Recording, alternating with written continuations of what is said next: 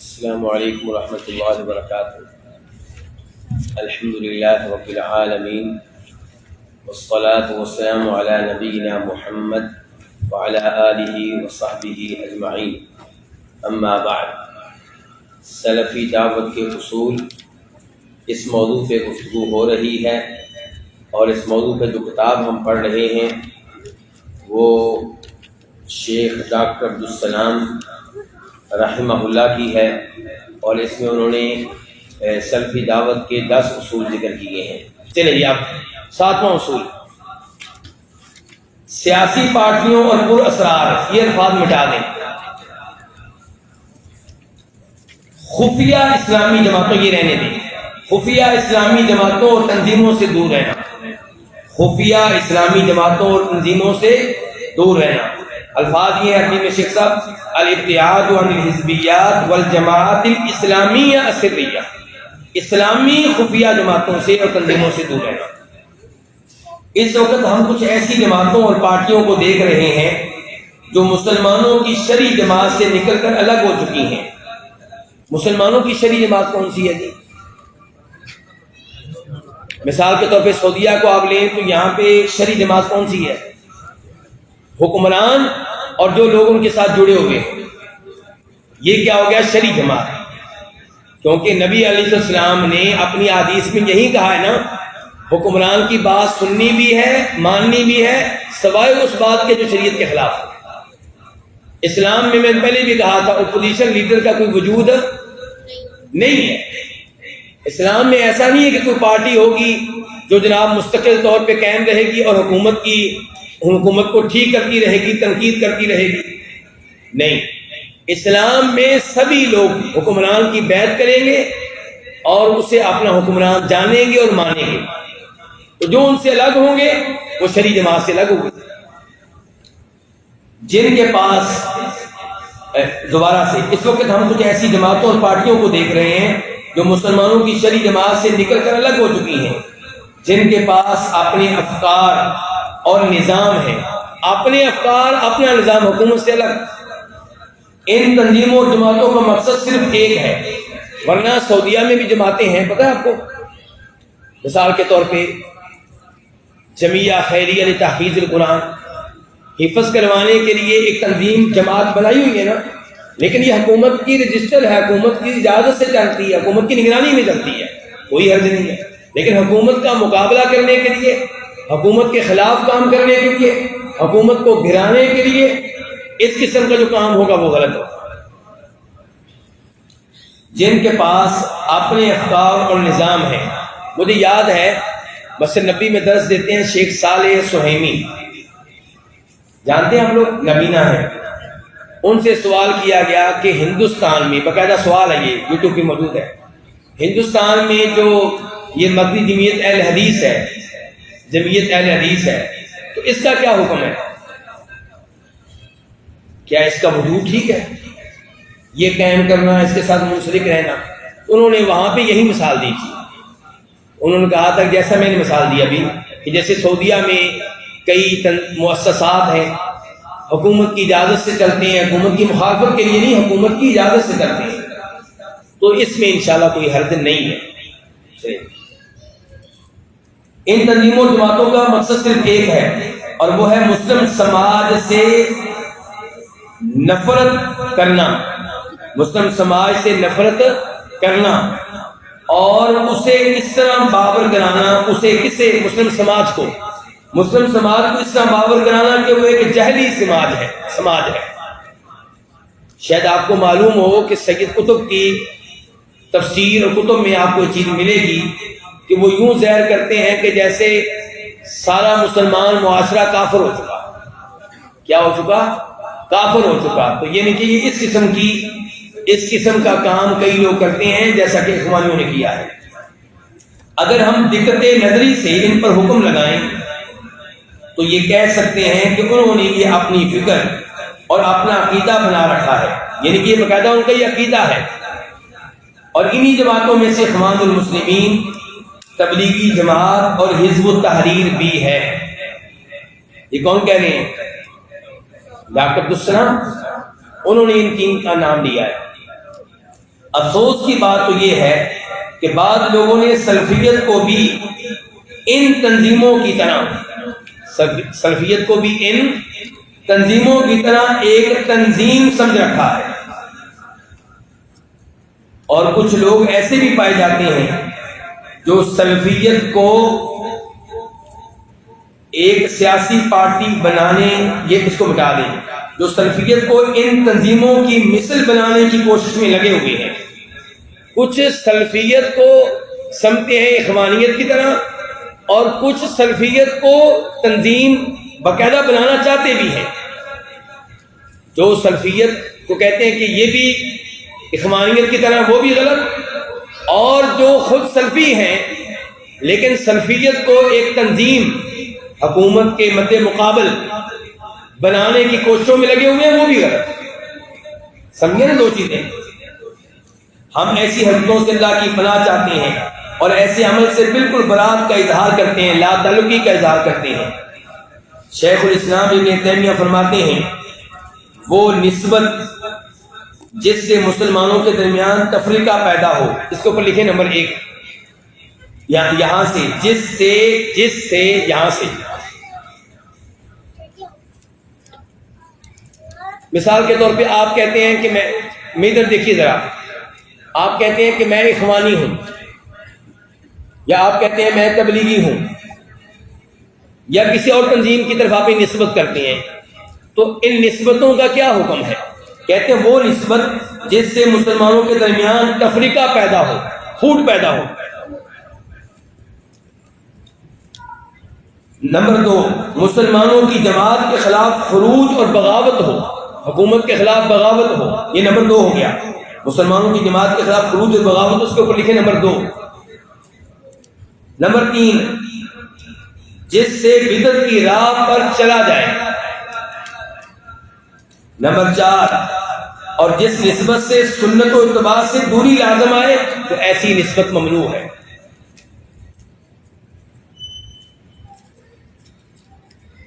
اب تھوڑا بہت اس نسبت کی مثال میں تھوڑا بہت یہ داخل ہو جائے گا۔ یہ آپ نے دیکھا ہوگا، یہ جو یہاں پہ فٹ بال کی تنظیمیں ہیں، تو یہ نوجوان ان میں پھوٹ پڑ رہی ہے، آپس میں لڑنا شروع ہو جاتے ہیں، اور ایسے ہی مسلمان ممالک میں پارٹیاں ہیں۔ مثال کے طور پہ میں آپ کو پاکستان کی مثال دیتا ہوں، ایک ہم PTI ہے اور ایک کیا ہے مسلم لیگ، اور ایک دوسرے کو قتل کرنا، ایک دوسرے پر تہمتیں لگانا، ایک دوسرے کو دشمن سمجھنا، اس کو دین و ایمان بنائے ہوئے ہیں۔ اب یہ جو نسبت ہے، اس سے مسلمانوں میں تفریق پیدا ہو رہی ہے نا، جدائی پیدا ہو رہی ہے، تقسیم ہو رہے ہیں، تو یہ غلط ہو جائے گی۔ تو یہ 4 چیزیں بتائیں گے ابن تیمیہ، نشانیاں غلط نسبت کی کتنی نشانیاں بتائیں گے؟ 4۔ وہ نسبت جس سے مسلمانوں کے درمیان تفریقہ یعنی کہ تقسیم پیدا ہو، جس سے مسلمانوں کی جماعت یعنی کہ حکومت کے خلاف خروج اور بغاوت پیدا ہو۔ نمبر 3، جس نسبت کی بنا پہ آپ بدعات کی راہ پہ چلیں۔ نمبر 4، جس نسبت کی وجہ سنت و اتباع سے دوری لازم آئے، ایسی نسبت ممنوع ہے۔ ایسا کرنے والا گنہگار ہوگا اور وہ اللہ تعالیٰ اور اس کے رسول علیہ السلام کی اطاعت سے باہر ہوگا۔ یہ ابن تیمیہ کا کلام ختم ہوا۔ آگے اللہ تعالیٰ نے اپنی کتاب میں ہمارا نام کیا رکھا ہے؟ مسلمان۔ تو ہم مسلمان ہیں، اور مسلم احمد کے اندر یہ ثابت ہے کہ نبی اکرم صلی اللہ علیہ وسلم نے فرمایا من دعا دعوى الجاہلیہ فہو جزاء جہنم۔ قال رجل یا رسول اللہ وإن صام وصلى قال نعم وإن صام وصلى ولكن تسموا بسم الله الذي سماكم عباد الله المسلمين المؤمنين۔ مسند احمد اور شیخ البانی رحمہ اللہ نے اس کو صحیح قرار دیا ہے صحیح الجامع میں۔ ترجمہ، جس نے جاہلیت کی پکار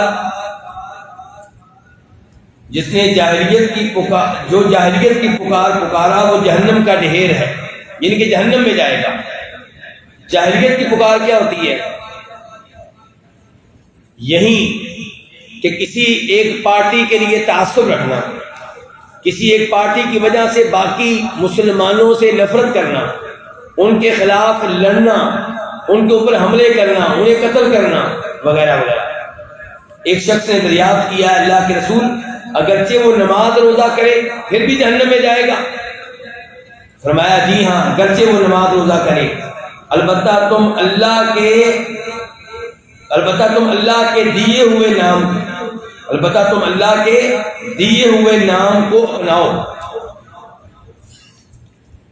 اللہ کے دیے ہوئے نام کو اپناؤ، اور اس نے اے اللہ کے بندوں تمہارا نام مسلمین اور مومنین رکھا ہے۔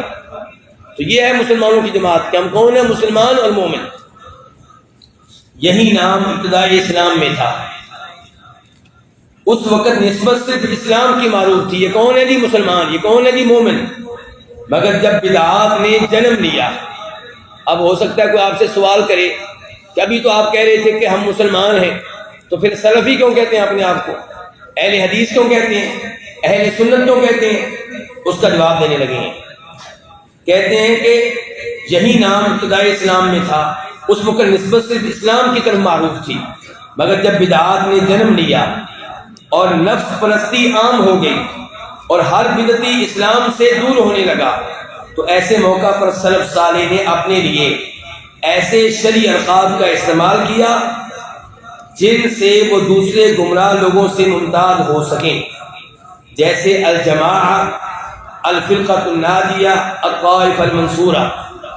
اور یہ وہ نام ہے جو نصوص میں آئے ہیں، الجماعہ اہل سنت والجماعہ، الفرقہ ناجیہ وہ گروہ جو جہنم کی آگ سے محفوظ رہے گا، الطائفہ المنصورہ وہ گروہ جس کو اللہ کی تائید ملتی رہے گی۔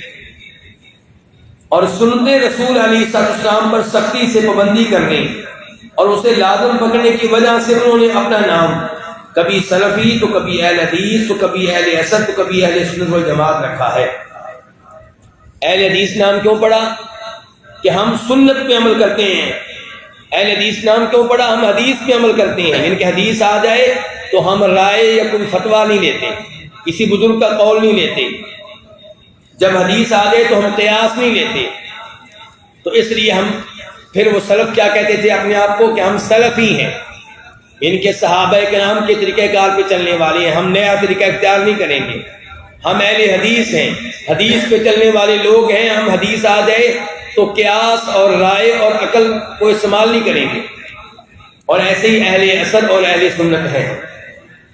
سلف نے اپنے لیے یہ القاب اختیار کیے اور ایسے ناموں سے موسوم ہوئے، ان کی یہ نام انہوں نے اپنے رکھے۔ اس کے کئی اسباب اور وجوہات ہیں، ان میں سے بعض کا تذکرہ شیخ بکر بن عبداللہ ابو زید نے اپنی نفیس عمدہ کتاب حکم الانتماء الی الفرق والاحزاب والجماعات الاسلامیہ میں کیا ہے۔ یہ کتاب کا نام ہے، کس نے لکھی ہے؟ بچے بتائیں یہ کتاب کس نے لکھی ہے؟ بکر بن عبداللہ ابو زید۔ بکر بن عبداللہ ابو زید میں نے بتایا تھا کہ یہ امام رہے ہیں کہاں کے؟ مسجد نبوی کے۔ اس کتاب کا جو نام ہے اس کا معنی کیا ہے؟ کہ اپنی نسبت کسی جماعت کی طرف کرنا، کسی تنظیم کی طرف کرنا، کسی اسلامی پارٹی کی طرف کرنا، اس کا کیا حکم ہے؟ کسی اسلامی جماعت، اسلامی پارٹی، اسلامی تنظیم کی طرف اپنی نسبت کرنا، اس کا کیا حکم ہے؟ مثال کے طور پہ یہ کہنا کہ میں بریلوی ہوں، یہ کہنا کہ میں دیوبندی ہوں، یہ کہنا کہ میں تبلیغی ہوں، یہ کہنا کہ میں اخوانی ہوں۔ تو اس موضوع پہ یہ کتاب لکھی ہے شیخ بکر بن عبداللہ ابو زید نے۔ انہی میں سے چند کا ذکر کیا جا رہا ہے، انہی میں سے، کن میں سے؟ کہ سلفی لوگوں نے اپنے کئی نام رکھے، سلفی نام رکھا، اہل حدیث نام رکھا، اہل سنت رکھا، اہل اثر رکھا۔ تو یہ نام انہوں نے اپنے کیوں رکھے؟ اس کی کیا وجوہات ہیں؟ نمبر 1، یہ نسبتیں اس وقت سے ہیں جب سے امت اسلامیہ کے اندر نبوی منہج قائم ہے، یعنی کہ یہ نئے نام نہیں ہیں، یہ نام اس زمانے سے ہیں جس زمانے کو اللہ کے رسول صلی اللہ علیہ وسلم نے بہترین زمانہ قرار دیا ہے، اسی زمانے سے یہ نام چلے آ رہے ہیں، تو آج کل کی ایجاد نہیں ہے۔ نمبر 2، یہ نسبتیں اسلام کا ہر پہلو سے احاطہ کیے ہوئے ہیں۔ یہ نہیں ہے کہ اسلام کی کوئی ایک چیز لے لی اور اس کی طرف نسبت کر دی، یہ نسبتیں پورے اسلام پہ دلالت کرتی ہیں، یہ محض القاب ہیں،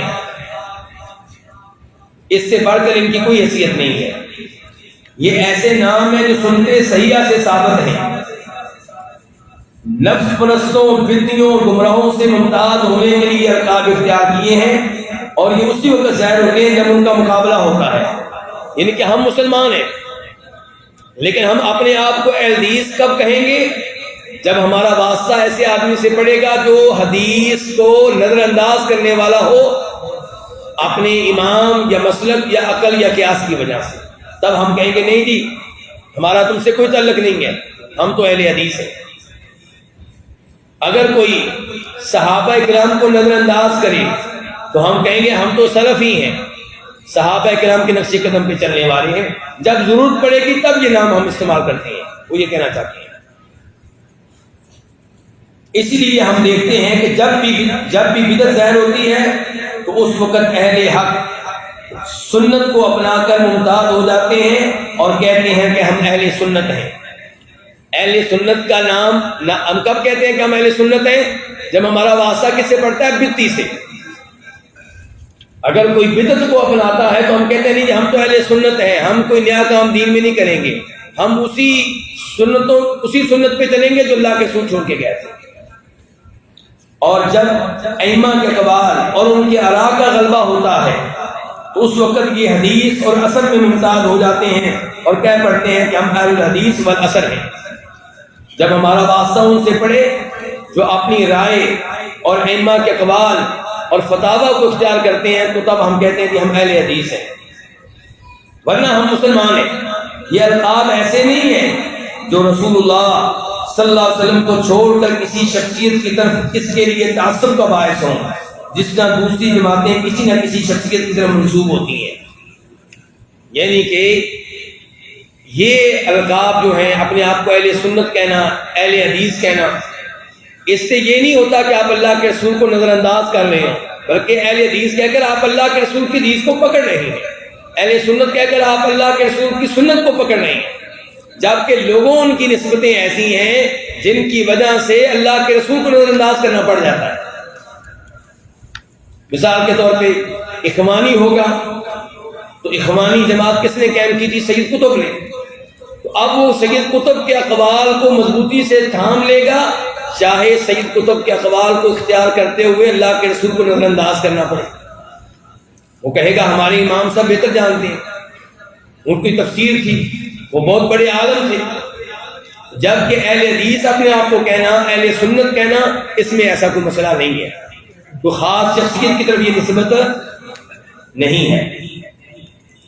ان القاب کی بنیاد پر نہ تو بدعت کا ارتکاب کیا جاتا ہے اور نہ ہی کسی معصیت کا، نہ ہی کسی شخصیت کے لیے عصبیت برتی جاتی ہے اور نہ ہی کسی جماعت اور گروہ کے لیے۔ غلطیاں ہم سے ہوتی ہیں، میرے بھائی دھیان سے سنیے گا ذرا، غلطیاں ہم سے بھی ہوتی ہیں، لیکن ہم سے غلطیاں اس لیے نہیں ہوتی کہ ہم اہل حدیث ہیں، ہم سے غلطیاں اس لیے نہیں ہوتی کہ ہم اہل سنت ہیں، لیکن دوسروں سے غلطیاں ہوتی ہیں نسبت کی وجہ سے۔ کہنے والا کہے گا کہ چونکہ ہم بریلوی ہیں تو ہم نے تو یہ کام کرنا ہے جو اعلیٰ حضرت کر کے گئے ہیں اور بتا کے گئے ہیں۔ اعلیٰ حضرت کس کو کہتے ہیں؟ احمد رضا خان بریلوی کو۔ تو یہ نقصان اسے کہاں سے ہوا؟ نسبت کی وجہ سے، کہ میری نسبت ان کی طرف ہے۔ ان کے یہاں، کن کے یہاں؟ سلفیوں کے ہاں، اہل حدیث کے ہاں، اہل سنت کے ہاں، ان کے یہاں ولا برا کس کو کہتے ہیں؟ وہ آگے آ گیا۔ محبت اور دشمنی سب اسلام کی خاطر ہوتی ہے۔ کسی سے دشمنی ہے تو اسلام کی وجہ سے، یہ اسلام کا دشمن ہے اس لیے میں بھی اس کا دشمن ہوں، اور کسی سے ولا ہے، محبت ہے تو کس لیے؟ اسلام کی وجہ سے۔ جب یہ معلوم ہو گیا تو دین اسلام کے اندر بدیہی طور پر یہ بھی ثابت ہو گیا کہ جماعت کے بغیر دین کا کوئی تصور نہیں۔ اگر آپ دین پہ ہیں تو آپ کو جماعت کا حصہ بننا پڑے گا۔ کون سی جماعت؟ مسلمانوں کی جماعت، یہ کہ مسلمان حکمران کے ساتھ ہیں، یہ مراد ہے۔ جماعت کے بغیر دین کا کوئی تصور نہیں، اور امام و رہنما کے بغیر جماعت کا کوئی تصور نہیں۔ جب آپ دین پہ ہیں تو جماعت کا حصہ بنے، اور جب جماعت کا حصہ ہے تو پھر آپ کا کوئی امام رہنما ہونا چاہیے، اور امام و رہنما کون ہے؟ حکمران۔ اور سمع و اطاعت کے بغیر رہنما کا کوئی تصور نہیں، جیسا کہ عمر بن خطاب نے فرمایا ہے، لا اسلام الا بجماعہ ولا جماعہ الا بامارہ ولا امارہ الا بطاعہ۔ اس کو امام دارمی اپنی سنن میں لے کر آئے ہیں کہ جماعت کے بغیر اسلام کا کوئی تصور نہیں، اور امیر و رہنما کے بغیر کسی جماعت کا تصور نہیں، اور سمع و اطاعت کے بغیر کسی امیر و رہنما کا تصور نہیں۔ شیخ علامہ بکر بوزید اپنی مذکورہ کتاب میں کہتے ہیں، کتاب کا نام کیا ہے؟ مذکورہ۔ کتاب کا نام کیا ہے؟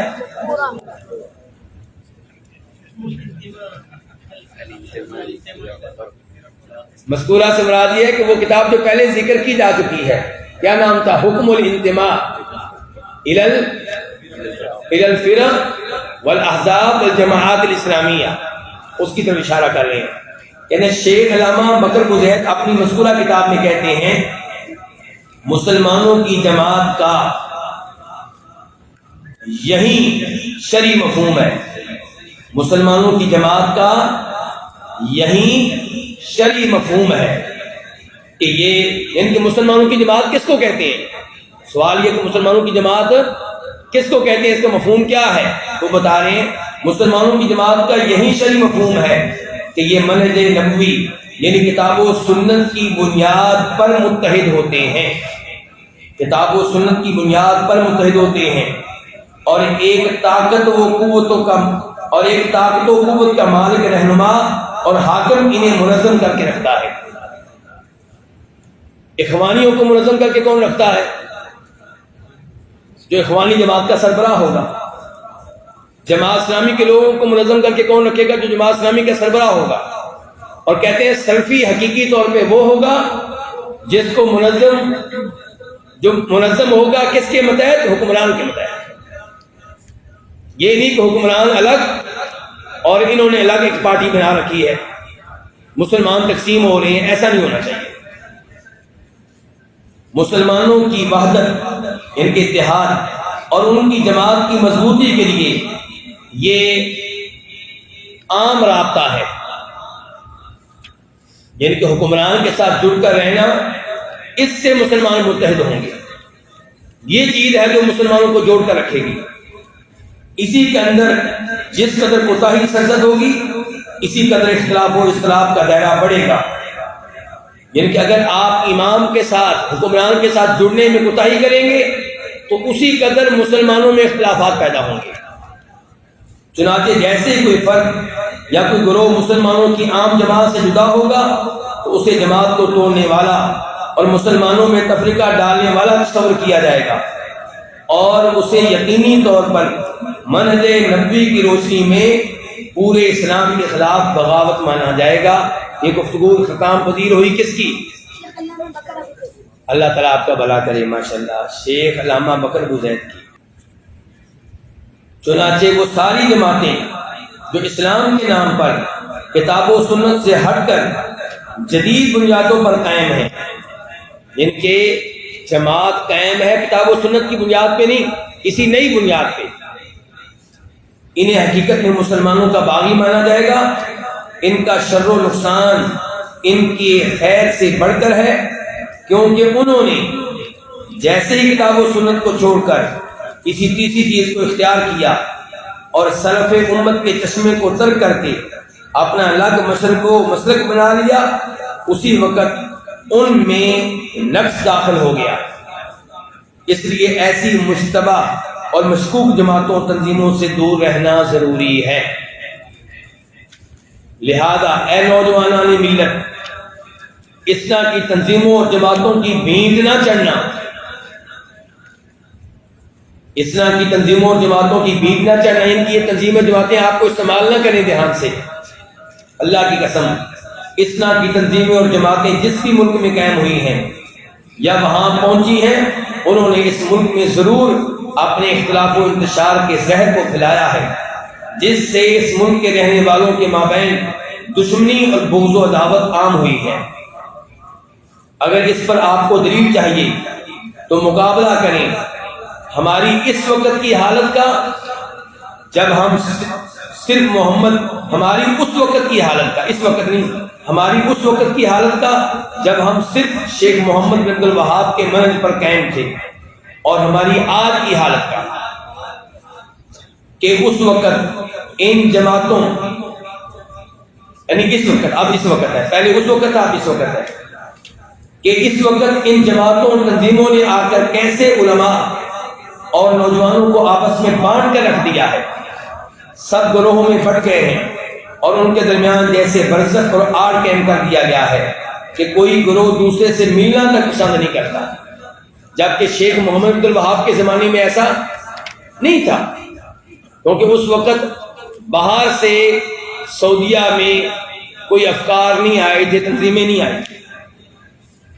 پہلے ہم اپنے علماء پر مکمل اعتماد کرتے تھے، پہلے ہم اپنے علماء پر مکمل اعتماد کرتے تھے اور ان سے علم حاصل کرتے تھے، اور اس سے جو نتیجہ سامنے آتا تھا وہ بالکل مختلف ہوتا تھا بنسبت آج کی حالت کے، جس کی طرف ابھی اشارہ کیا۔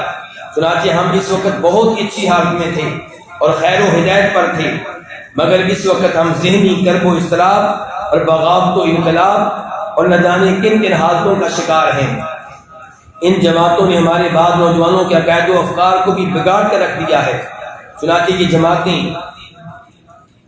ان دھوکے میں پڑے نوجوانوں کو اپنے خفیہ مقاصد کی خاطر کبھی بغاوت کے لیے استعمال کرتی ہیں تو کبھی کسی فتنے میں داخل کر دیتی ہیں۔ نوجوانوں، حرم کا حادثہ، ان کے خارجی جو حیمان کا واقعہ، یہ حادثہ کب ہوا تھا؟ 80 میں ہوا تھا میرے خیال میں، یا 79 میں،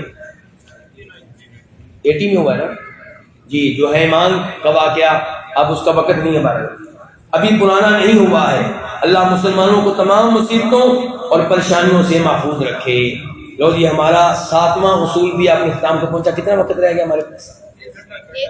1 گھنٹہ۔ الحمدللہ، تو ٹھیک چل رہے ہیں۔ اچھا جی، پھر تو میں سوال کروں گا۔ ہاں جی، ہمارا پہلا اصول کیا ہے نصر اللہ بھائی؟ دوسرا اصول اس پہ عمل کرنا۔ تیسرا اصول علم کی بنیاد پہ دعوت دینا۔ 3 اصول ہو گئے ہمارے۔ چوتھا اصول یہ ستون والے 3 بھائیوں میں سے کوئی بتا دے، چوتھا اصول ہمارا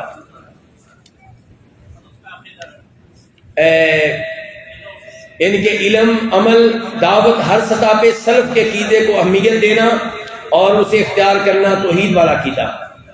نمبر 5،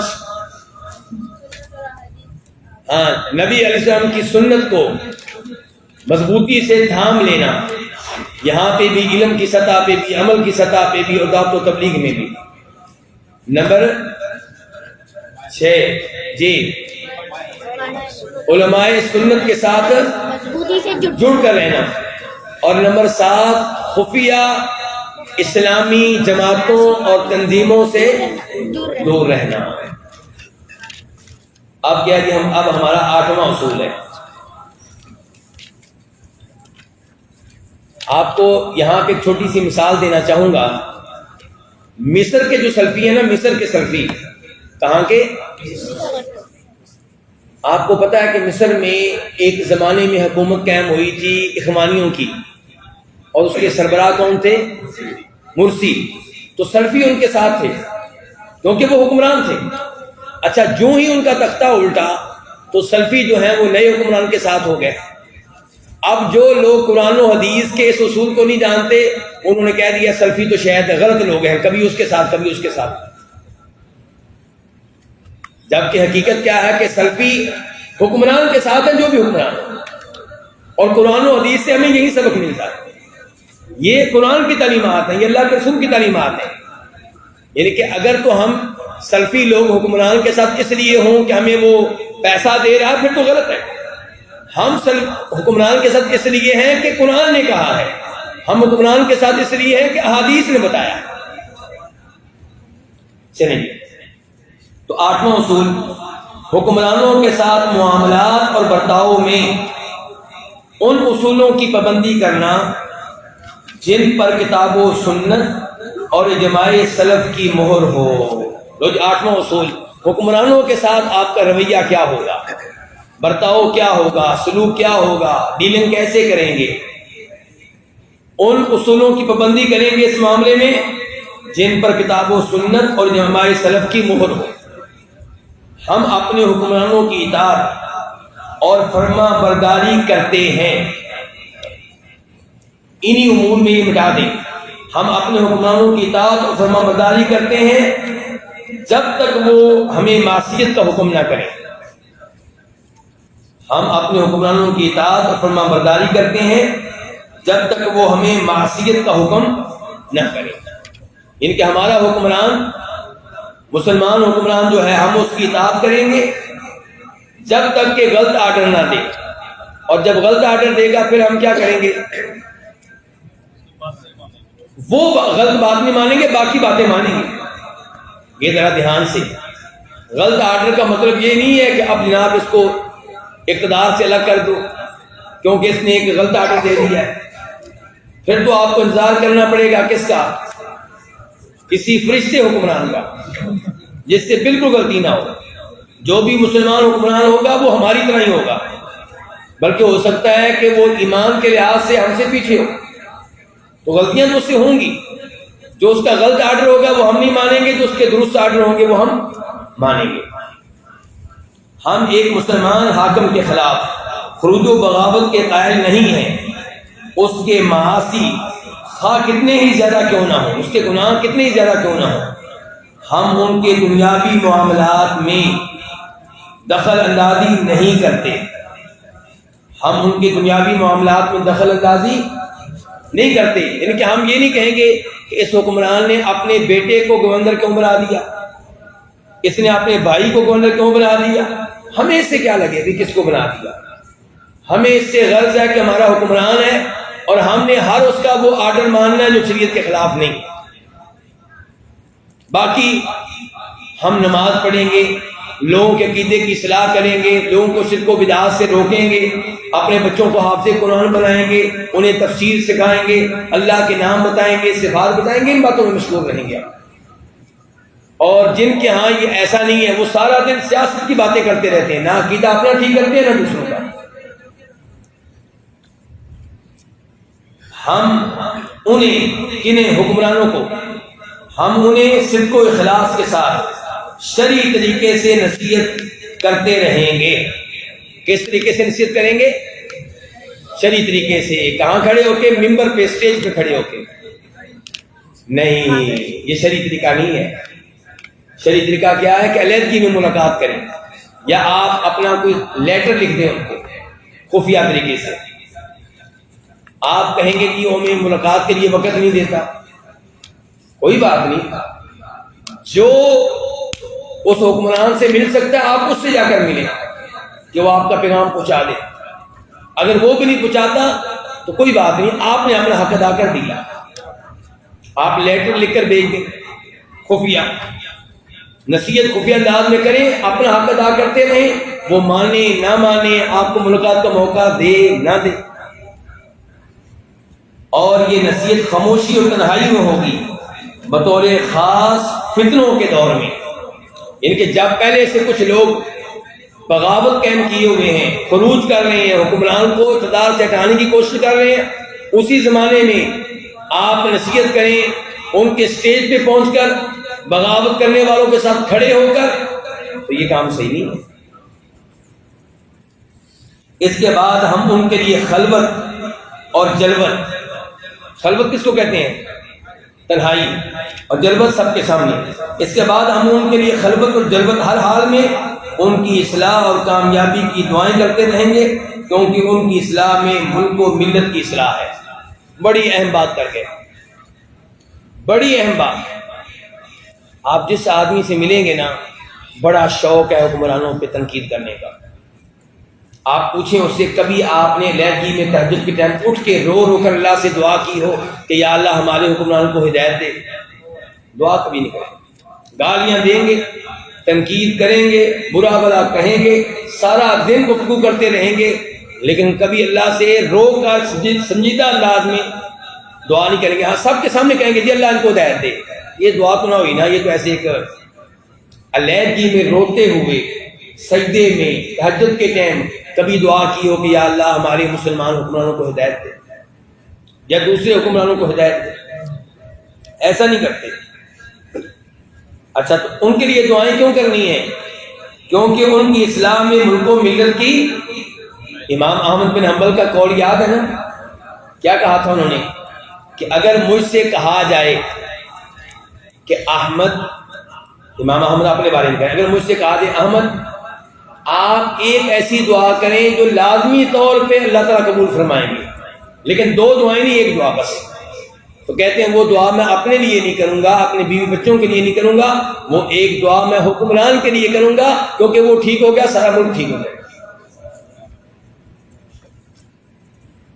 ہم ان کے پاس جانا، کن کے پاس جانا؟ صرف دو صورت میں پسند کرتے ہیں۔ لو جی یہ بھی سن لیں، سلفی جب یہ کہتے ہیں کہ حکمرانوں کی بات مانو وغیرہ تو وہ اپنے مفادات کے لیے نہیں کہتے، وہ اس لیے نہیں کہتے کہ حکمرانوں سے فائدہ اٹھانا ہے، کوئی عہدہ لینا ہے، کوئی پیسہ لینا ہے، نہیں، کہتے ہیں ہم ان کے پاس جانا صرف دو صورت میں پسند کرتے ہیں، یا تو نصیحت کرنے کے لیے یا پھر ظلم کی شکایت کے لیے۔ یا تو ہم اس لیے جائیں گے تاکہ اس کو نصیحت کریں، یا اس لیے جائیں گے کہ ہمارے اوپر کسی نے ظلم کیا ہے تو ہم اس سے کہیں گے ہمیں ظلم سے بچاؤ۔ سمجھے علماء کرام؟ آپ میرے ساتھ ہی ہیں نا؟ کیوں بیٹا کیوں جائیں گے حکمران کے پاس؟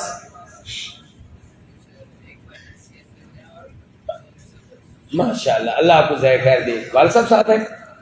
ماشاءاللہ الحمدللہ، آپ کا بیٹا کامیاب ہو گیا، مجھے امید نہیں تھی، میرا خیال تھا کہ وہ شاید مصروف ہے۔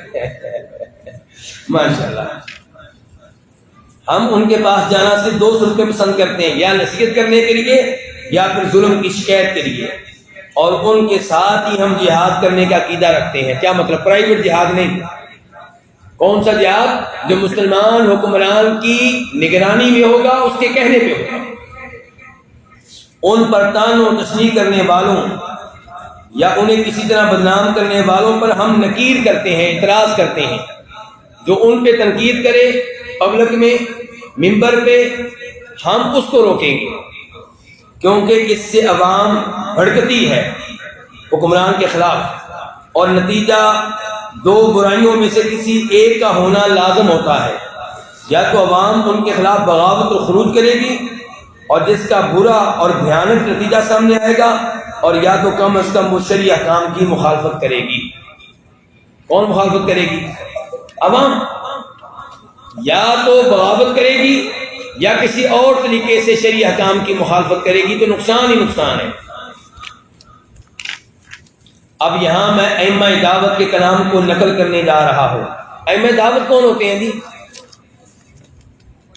شیخ محمد بن عبد الوہاب رحمہ اللہ اور ان کے شاگرد اور ان کی اولاد وغیرہ، ان کو کیا کہا جاتا ہے؟ ائمہ دعوت۔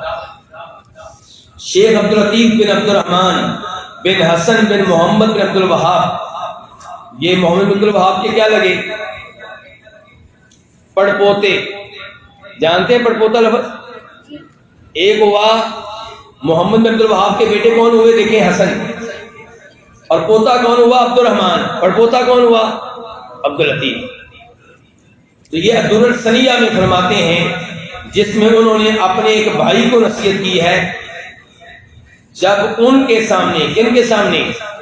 بھائی کے سامنے، فتنوں کے زمانے میں صحیح موقف واضح نہیں تھا، اور جو فتنہ ابنائے فیصل سے معروف ہے۔ دیکھیں، موجودہ جو بادشاہ ہیں ان کے اوپر ایک گزرے ہیں فیصل بن ترکی، فوت ہوئے ہیں 1282 میں، 1282 1282 ہجری میں فوت ہوئے ہیں۔ کون؟ فیصل بن ترکی، بولیے ذرا۔ اچھا، انہوں نے اپنے بیٹے عبداللہ کو اپنا جانشین بنایا تھا کہ میرے بعد یہ حکمران ہوگا عبداللہ۔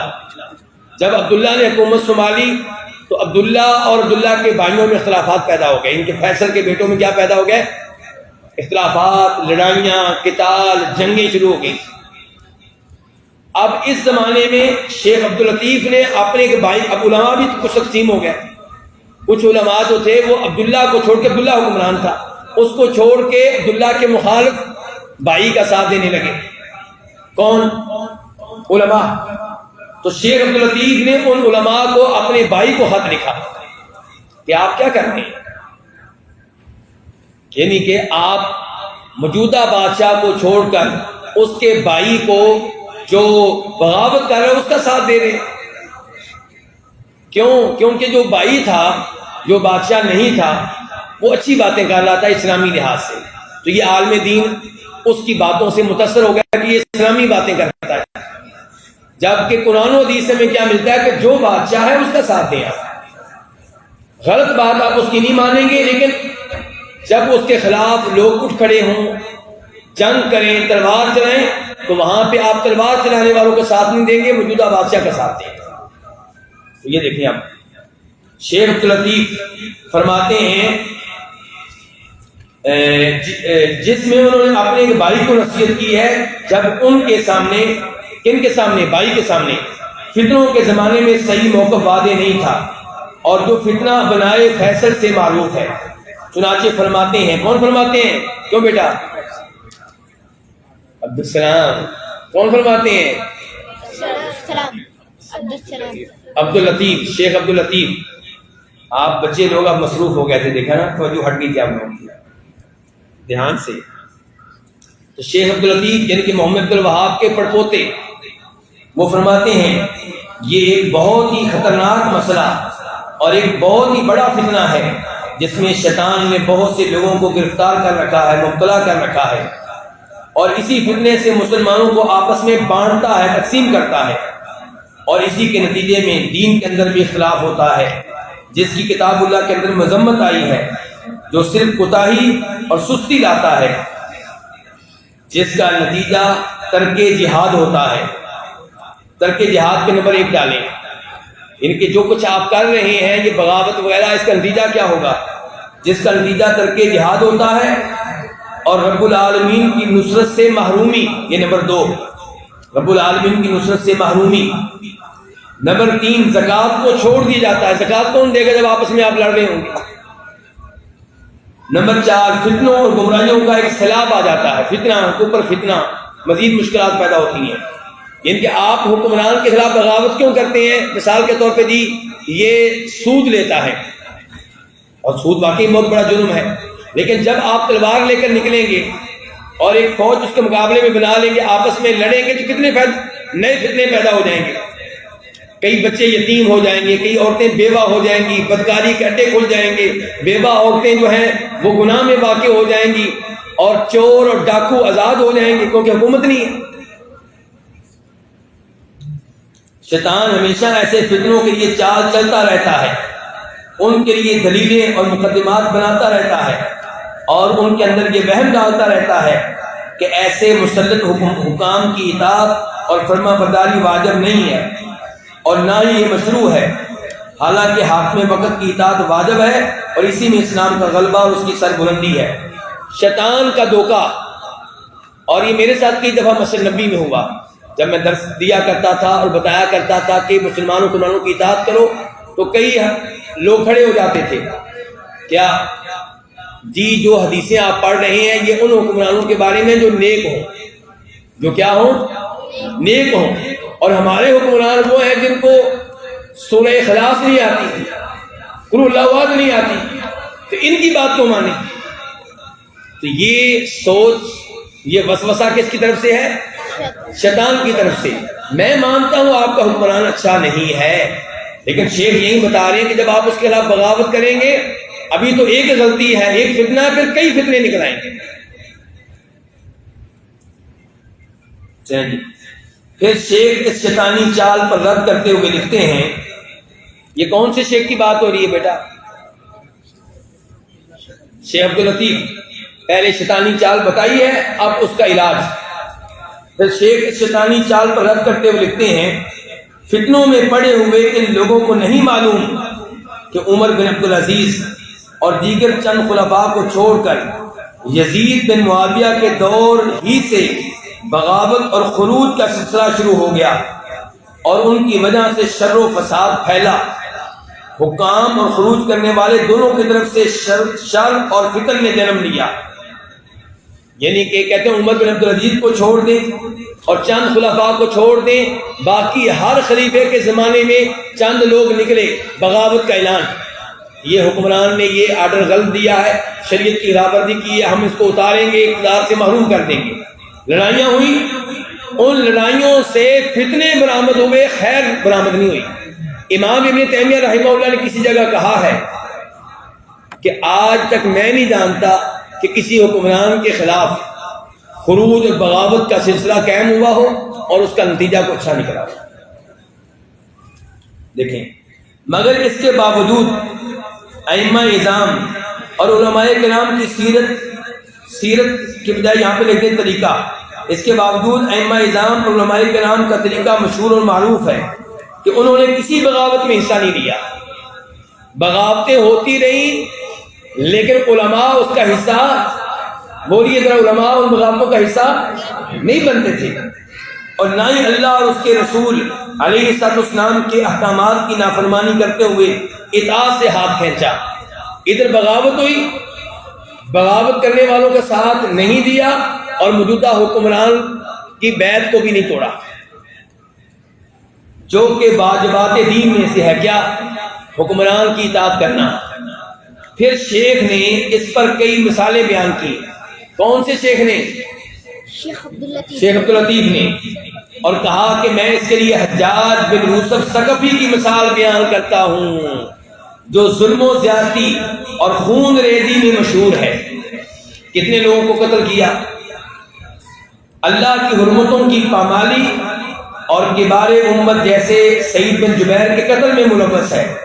عبداللہ بن زبیر کا محاصرہ کیا کس نے؟ حجاج بن یوسف. عبداللہ بن زبیر صحابی ہیں، حجاج بن یوسف صحابی نہیں ہے. عبداللہ بن زبیر کا محاصرہ کیا جنہوں نے حرم شریف میں پناہ لے رکھی تھی. انہوں نے پناہ لے رکھی تھی؟ عبداللہ بن زبیر نے. جس نے حرمت کو پامال کیا کس نے؟ حجاج بن یوسف نے.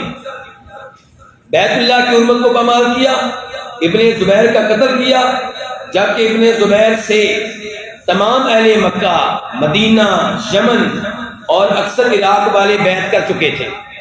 سنیے ذرا، سنیے. عبداللہ بن زبیر کی بیعت کر چکے ہیں کون؟ مکہ والے، مدینہ کے لوگ، یمن کے لوگ، عراق کے اکثر لوگ. اور اس وقت حجاج مروان کا نائب تھا. عبداللہ بن زبیر ان کو خلیفہ مان چکے ہیں کون؟ مکہ کے لوگ، مدینہ کے لوگ، یمن کے لوگ اور عراق کے اکثر لوگ. اب عبداللہ بن زبیر کے مقابلے میں کون اٹھا؟ مروان.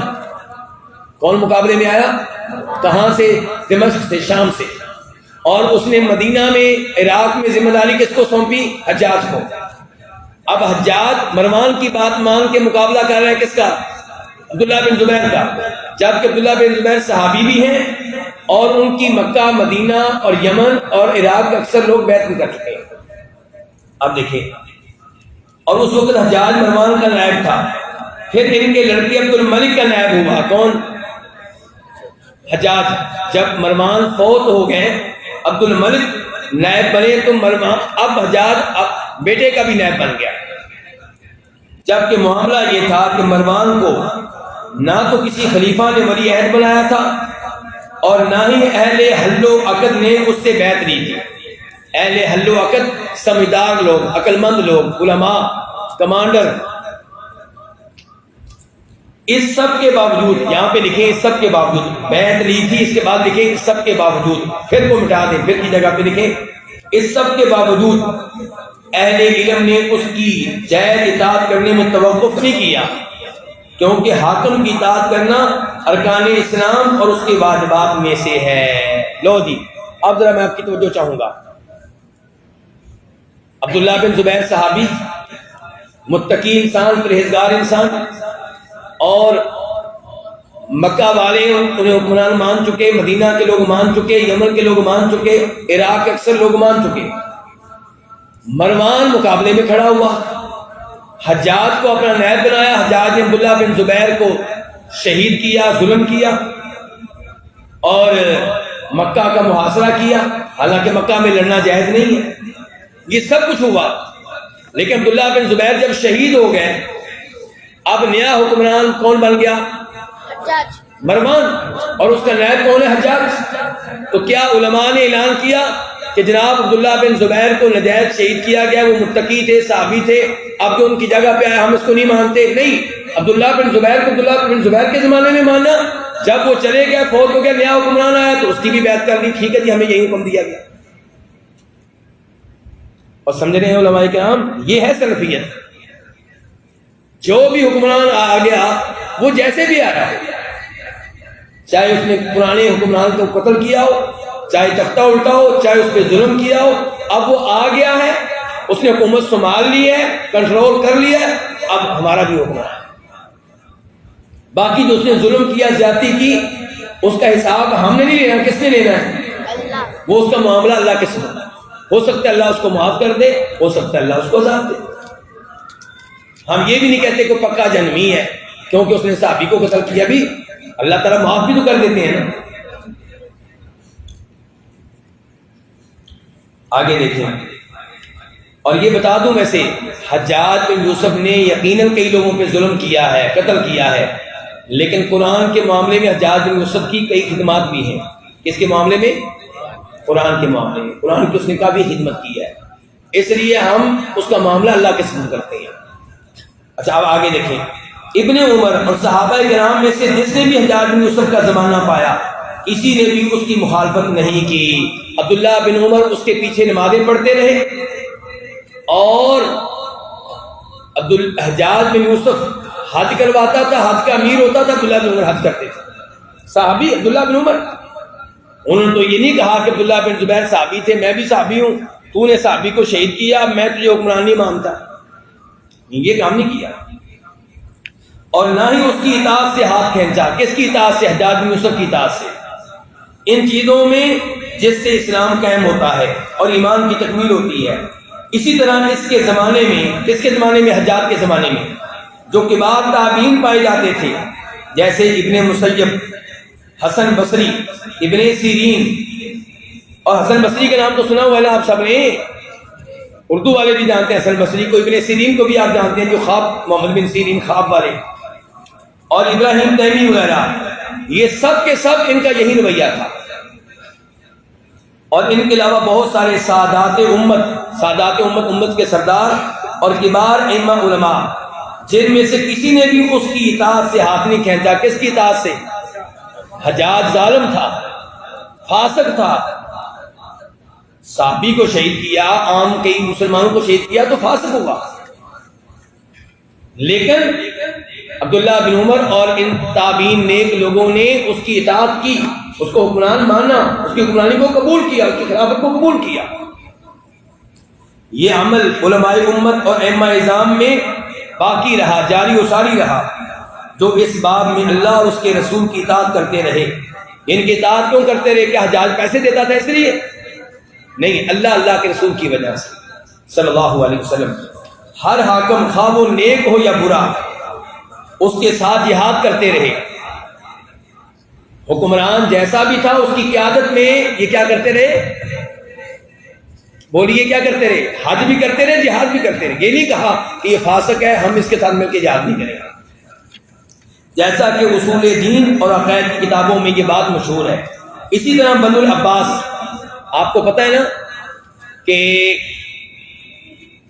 پہلے زمانہ رہا ہے ابو بکر صدیق کا، پھر عمر رضی اللہ عنہ کا، پھر عثمان کا، پھر علی کا رضی اللہ عنہ، پھر زمانہ شروع ہو گیا امیر معاویہ کا، اور امیر معاویہ کے زمانے سے باقاعدہ شروع ہو گئی خلافت بنی امیہ، ایسے ہی ہے نا، تو یہ جاری رہی۔ ان کے بعد کن کی خلافت آئی؟ بنی عباس کی، بنو عباس۔ کن کی خلافت آئی؟ یہ بنو عباس کون ہے؟ یہ عبداللہ بن عباس کی اولاد میں سے ہیں، لیکن یہ بنو عباس کی جو نسبت ہے عباس، یہ عبداللہ بن عباس کی طرف نہیں ہے، یہ نیچے والے کسی آدمی کی طرف ہے، آگے نام آئے گا۔ اچھا، اب بنو عباس نے حکومت کیسے حاصل کی؟ انہوں نے بھی تو بنی امیہ کو قتل کیا نا، ان کو قتل کیا اور حکومت حاصل کی۔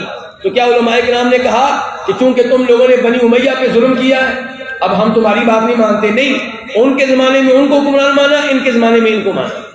اور سمجھ رہے ہیں علماء کرام کے سو رہے ہیں؟ مجھے لگ نہیں رہا کہ آپ میرے ساتھ ہیں، میرے ساتھ ہی ہیں؟ اسی طرح بنو العباس جب مسلمانوں پر تلوار کے زور پر قابض ہوئے تو ان کی مدد اہل علم میں سے کسی نے نہیں کی. جب وہ ظلم کر رہے تھے تب اہل علم نے ساتھ نہیں دیا. جب وہ بغاوت کر رہے تھے تب اہل علم نے ساتھ نہیں دیا، کیونکہ یہ ظلم اور بغاوت تھا. انہوں نے بے شمار بے گناہوں کا قتل کیا. بنو امیہ کے عمراء، ان کے نائبین اور دیگر بہت سے لوگوں کا خون بہایا. عراق کے گورنر ابن حبیرہ کو قتل کیا. خلیفہ مروان کو قتل کیا. یہ مروان اور ہے، یہ وہ بڑا مروان نہیں ہے جس کا پیچھے تذکرہ ہو رہا تھا، یہ بعد والا مروان ہے. یہ ہے مروان بن محمد بن مروان. خلیفہ مروان کو قتل کیا. تاریخ میں یہاں تک منقول ہے کہ صفا نے، یہ ہے ابو العباس، یہ صفا کون ہے؟ ابو العباس. یہ عبداللہ ابن عباس کا پڑپوتا ہے. یہ کس کا پڑپوتا ہے؟ عبداللہ ابن عباس. اس کا نام ہے عبداللہ بن محمد بن علی بن عبداللہ بن عباس. تو یہ جو صفا، یہ صفا کے نام سے مشہور ہے. صفا کا معنی کیا؟ صفا کا لفظی معنی ہوتا ہے بہانے والا، یعنی جس نے بڑا خون بہایا ہے، بڑے بندوں کو مارا ہے. صفا نام ہے، لیکن حکمران بن گیا تو اس کو مان لیا علماء کرام. دیکھیں آپ، یہاں تک منقول ہے کہ صفا نے ایک ہی دن میں بنو امیہ کے 80 لوگوں کو قتل کیا. کون قتل ہو رہے ہیں؟ بنی امیہ کے لوگ. ان کی لاشوں پر دسترخوان لگوایا اور پھر اسی پر بیٹھ کر کھانا کھایا. یہ باتیں ان کو کہہ رہے ہیں کہ منقول ہیں، اللہ بہتر جانتا ہے صحیح ہے یا مبالغہ ہے، اللہ بہتر جانتا ہے. ضروری نہیں کہ یہ بات 100% ٹھیک ہو، یہ بات جان لیں. وہ کہہ رہے ہیں کہ یہ بات منقول ہے، کہی جاتی ہے. اس کے باوجود ہم دیکھتے ہیں کہ اس وقت کے موجود اہل علم نے نہ تو بنو العباس کے قتل اور بغاوت میں بنو امیہ کے خلاف ان کا ساتھ دیا. کن کا؟ بنو عباس کا. اور ان کے غالب آنے کے بعد، کن کے غالب آنے کے بعد؟ بنو عباس کے غالب آنے کے بعد نہ ہی ان کے خلاف خروج اور بغاوت کی، بلکہ ان کی بھی اطاعت قبول کر لی. جیسا کہ امام اوزائی، امام مالک، امام زہری، امام لیث بن سعد، عطا بن ابی رباح. اور یہ عقیدہ ہے امام مالک کا، دیکھیں، امام زہری کا، امام لیث بن سعد کا، یہ بڑے بڑے علماء کرام بزرگ. تو یہ انہوں نے رویہ کیوں اپنایا؟ قرآن و حدیث کی وجہ سے. ہمیں یہ حکم دیا گیا جو حکمران بن جائے اس کی اطاعت کریں. البتہ جو اس کا غلط آرڈر ہے، 1 ہے، 2 ہے، 3 ہے، وہ نہیں ماننے. اس کے بعد دوسرے طبقے کے اہل علم یہ کہ جو بعد میں آئے، ان کو جب ہم دیکھتے ہیں، جیسے احمد بن حنبل، محمد بن اسماعیل البخاری، محمد بن ادریس شافعی، احمد بن نصر، اسحاق بن راہویہ اور دوسرے لوگ جن کے زمانے میں بھی خلفاء اور ملوک اس کو کہتے ہیں بادشاہ، جن کے زمانے میں خلفاء اور ملوک کی طرف سے بہت سی بدعتوں نے جنم لیا، بہت سی بدعتوں نے جنم لیا، جن کے اندر انہیں ستایا گیا. کنہیں؟ علماء کو. انہیں تنگ کیا گیا، علماء کو. کسی کو قتل کیا گیا جیسے احمد بن نصر. مگر کسی کے بارے میں یہ منقول نہیں ہے کہ انہوں نے اطاعت سے ہاتھ کھینچا ہو اور خروج یا بغاوت کی ہو. یہاں تک کہ شیخ نے مخاطب کرتے ہوئے کہا، کون سے شیخ نے؟ شیخ عبداللطیف. یہ کس کو نصیحت کر رہے ہیں؟ اپنے بھائی کو. کس فتنے میں؟ فیصل. اس کے باوجود بھی اگر آپ کے دل میں کچھ شبہ ہو تو زیادہ سے زیادہ اللہ کے سامنے گر گڑائیے، کثرت سے دعائے معصورہ پڑھیے، اور شیخ الاسلام محمد بن عبد الوہاب کے کلام پر تاریخ ابن غنام میں جو کچھ لکھا ہوا ہے اسے بار بار پڑھیے. شیخ لطیف کہہ رہے ہیں کہ میں بھی پڑھوتا ہوں کس کا؟ محمد بن عبد الوہاب کا. آپ بھی پڑھوتے ہیں کس کے؟ محمد بن عبد الوہاب کے. تو تاریخ ابن غنام میں ان کی گفتگو موجود ہے ان مسائل میں، وہ آپ بار بار پڑھیں تو آپ کو سمجھ لگ جائے گی. کیونکہ اس مسئلے میں انہوں نے اپنے رسائل کے اندر بہت تفصیلی گفتگو کی ہے. کنہوں نے؟ محمد بن عبد الوہاب رحمہ اللہ نے. لو جی، کتنے اصول ہو گئے؟ 8. کتنا ٹائم لگ گیا شیخ صاحب؟ آدھا گھنٹہ. چلیں جی، تو اب بتائیں گے پہلا اصول کیا ہے؟ ابھی پتہ چلے گا آپ لوگوں کا. جی بیٹا. علم شرعی حاصل کرنا. نمبر 2 عمل کرنا. نمبر 3 بیٹا علم کی بنیاد پہ دوسروں کو دعوت و تبلیغ کرنا. نمبر 4 عقیدہ سلف کا عقیدہ توحید کا اہتمام کرنا. علم عمل دعوت و تبلیغ کی سطح پہ کتنے ہو گئے؟ 4 کے 5. علم عمل دعوت و تبلیغ اور عقیدہ سلف. اس کے بعد کیا ہو گیا؟ 5.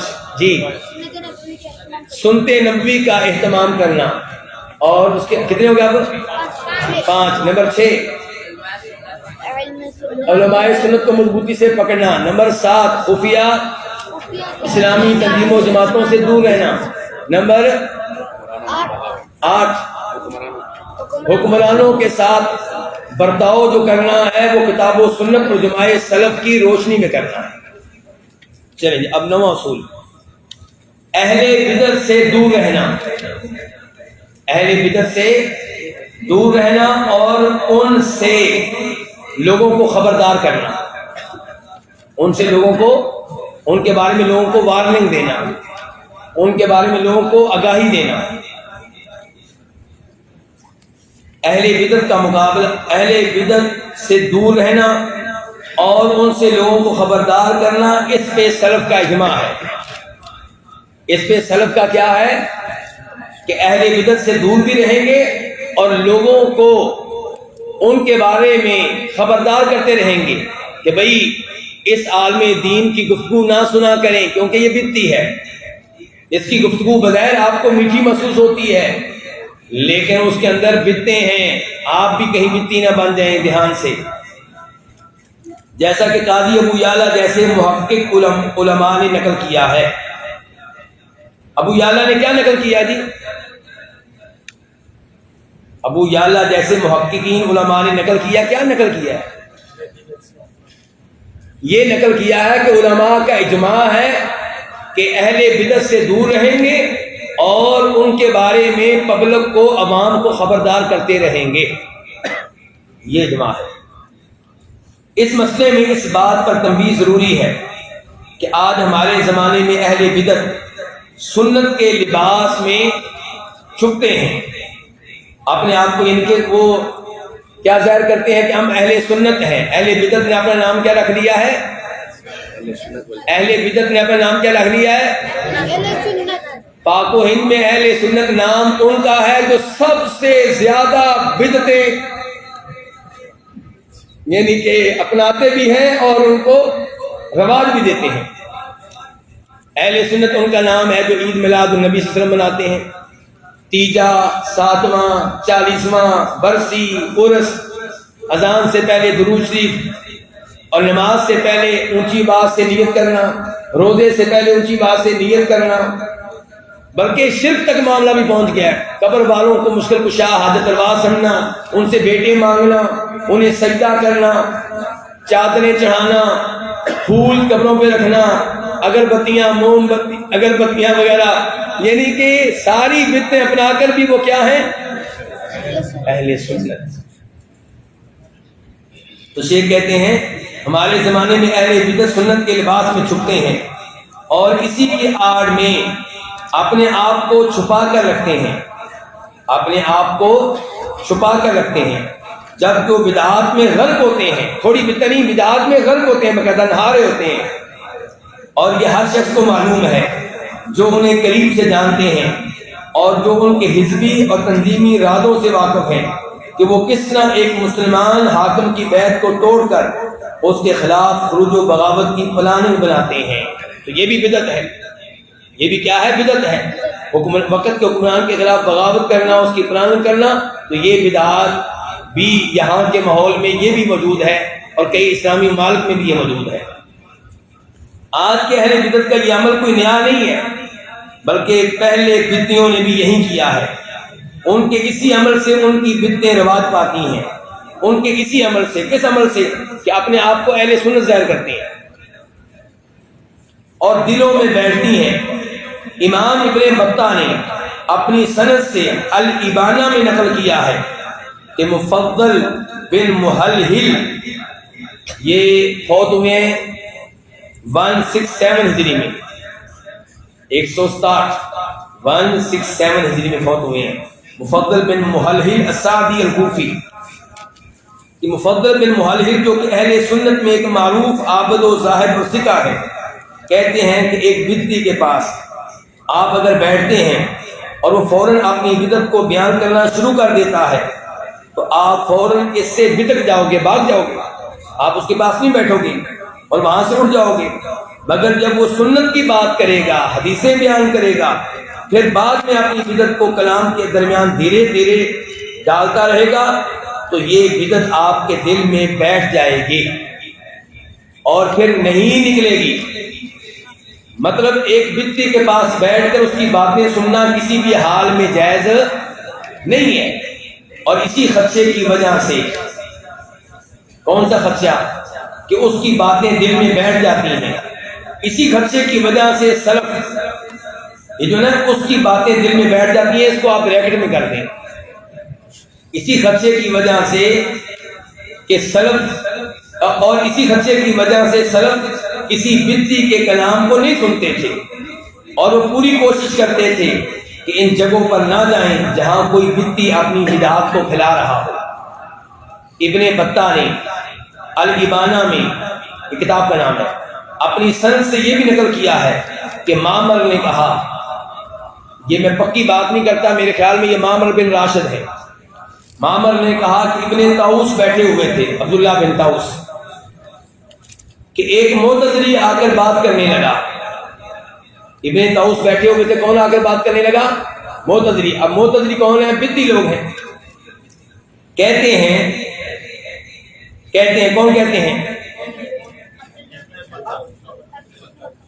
معمر جو یہ روایت بیان کر رہے ہیں، معمر کہتے ہیں وہ اس وقت ابن طاؤس نے اپنے کان میں انگلی ڈال دی. بدعتی کی کلام نہیں سنی، اپنے کان میں کیا ڈال لی؟ انگلی ڈال لی. اور اپنے بیٹے سے کہا کہ بیٹے تم بھی اپنے کانوں میں سختی سے انگلیوں کو ڈال لو اور اس کے کلام کو کچھ بھی نہ سنو. معمر کہتے ہیں کیونکہ انسان کا دل کمزور ہوتا ہے، ان کے اگر آپ بدعتی باتیں سنیں گے، بدعتیوں میں بیٹھیں گے، آہستہ آہستہ بدعت کو قبول کرنا شروع کر دیں گے، کیونکہ انسان کا دل کیا ہے؟ کمزور ہے. ابن بطہ نے اسی کتاب کے اندر اور دیگر آثار نقل کیے ہیں. چنانچہ عبدالرزاق کا یہ قول بھی نقل کیا ہے، امام عبدالرزاق، کہ انہوں نے کہا مجھ سے ابراہیم بن محمد بن ابی یحییٰ معتزلی نے کہا میں سمجھتا ہوں کہ آپ لوگوں کے پاس معتزلہ کی تعداد زیادہ ہے. میں نے کہا جی ہاں، ان کا خیال ہے کہ تم بھی انہی میں سے ہو. پھر اس نے کہا کیا آپ اس دکان میں بیٹھ کر میرے ساتھ بات کریں گے؟ یہ کس نے کہا؟ ابراہیم معتزلی نے امام عبدالرزاق سے کہا کیا آپ اس دکان میں بیٹھ کر میرے ساتھ بات کریں گے؟ تو امام عبدالرزاق نے کہا بالکل نہیں. کہا کیوں؟ عبدالرزاق کہتے ہیں میں نے کہا اس لیے کہ انسانی دل بہت کمزور ہوتا ہے اور دین اس کے لیے نہیں ہے جو اس پہ غالب آ جائے. کیا مطلب دین اس کے لیے نہیں جو اس پہ غالب آ جائے؟ یعنی کہ سچا ہونے کی نشانی یہ نہیں ہے کہ آپ غالب آ گئے. ہو سکتا ہے آپ گفتگو میں مجھ سے تیز ہوں اور آپ غالب آ جائیں، میں مغلوب ہو جاؤں، تو یہ آپ کے حق میں ہونے کی نشانی نہیں ہے. سمجھا رہی علماء کرام؟ حق وہی رہے گا جو کتاب و سنت ہے. لیکن کئی دفعہ بدعتی آدمی گفتگو میں تیز ہوتا ہے تو اس کے تیز ہونے کا مطلب یہ نہیں ہے کہ وہ حق پہ ہے. اور ابن بطہ نے مزید الابانہ میں اپنی سند سے یہ بھی نقل کیا ہے کہ سعید بن عامر نے کہا ہم سے سلام بن ابی مطیع نے بیان کیا کہ نفس پرستوں میں سے ایک شخص نے ایوب سختیانی سے کہا، امام ایوب بن ابی تمیمہ سختیانی سے کہا اے ابو بکر. ابو بکر کون ہے؟ ابو بکر کون ہے؟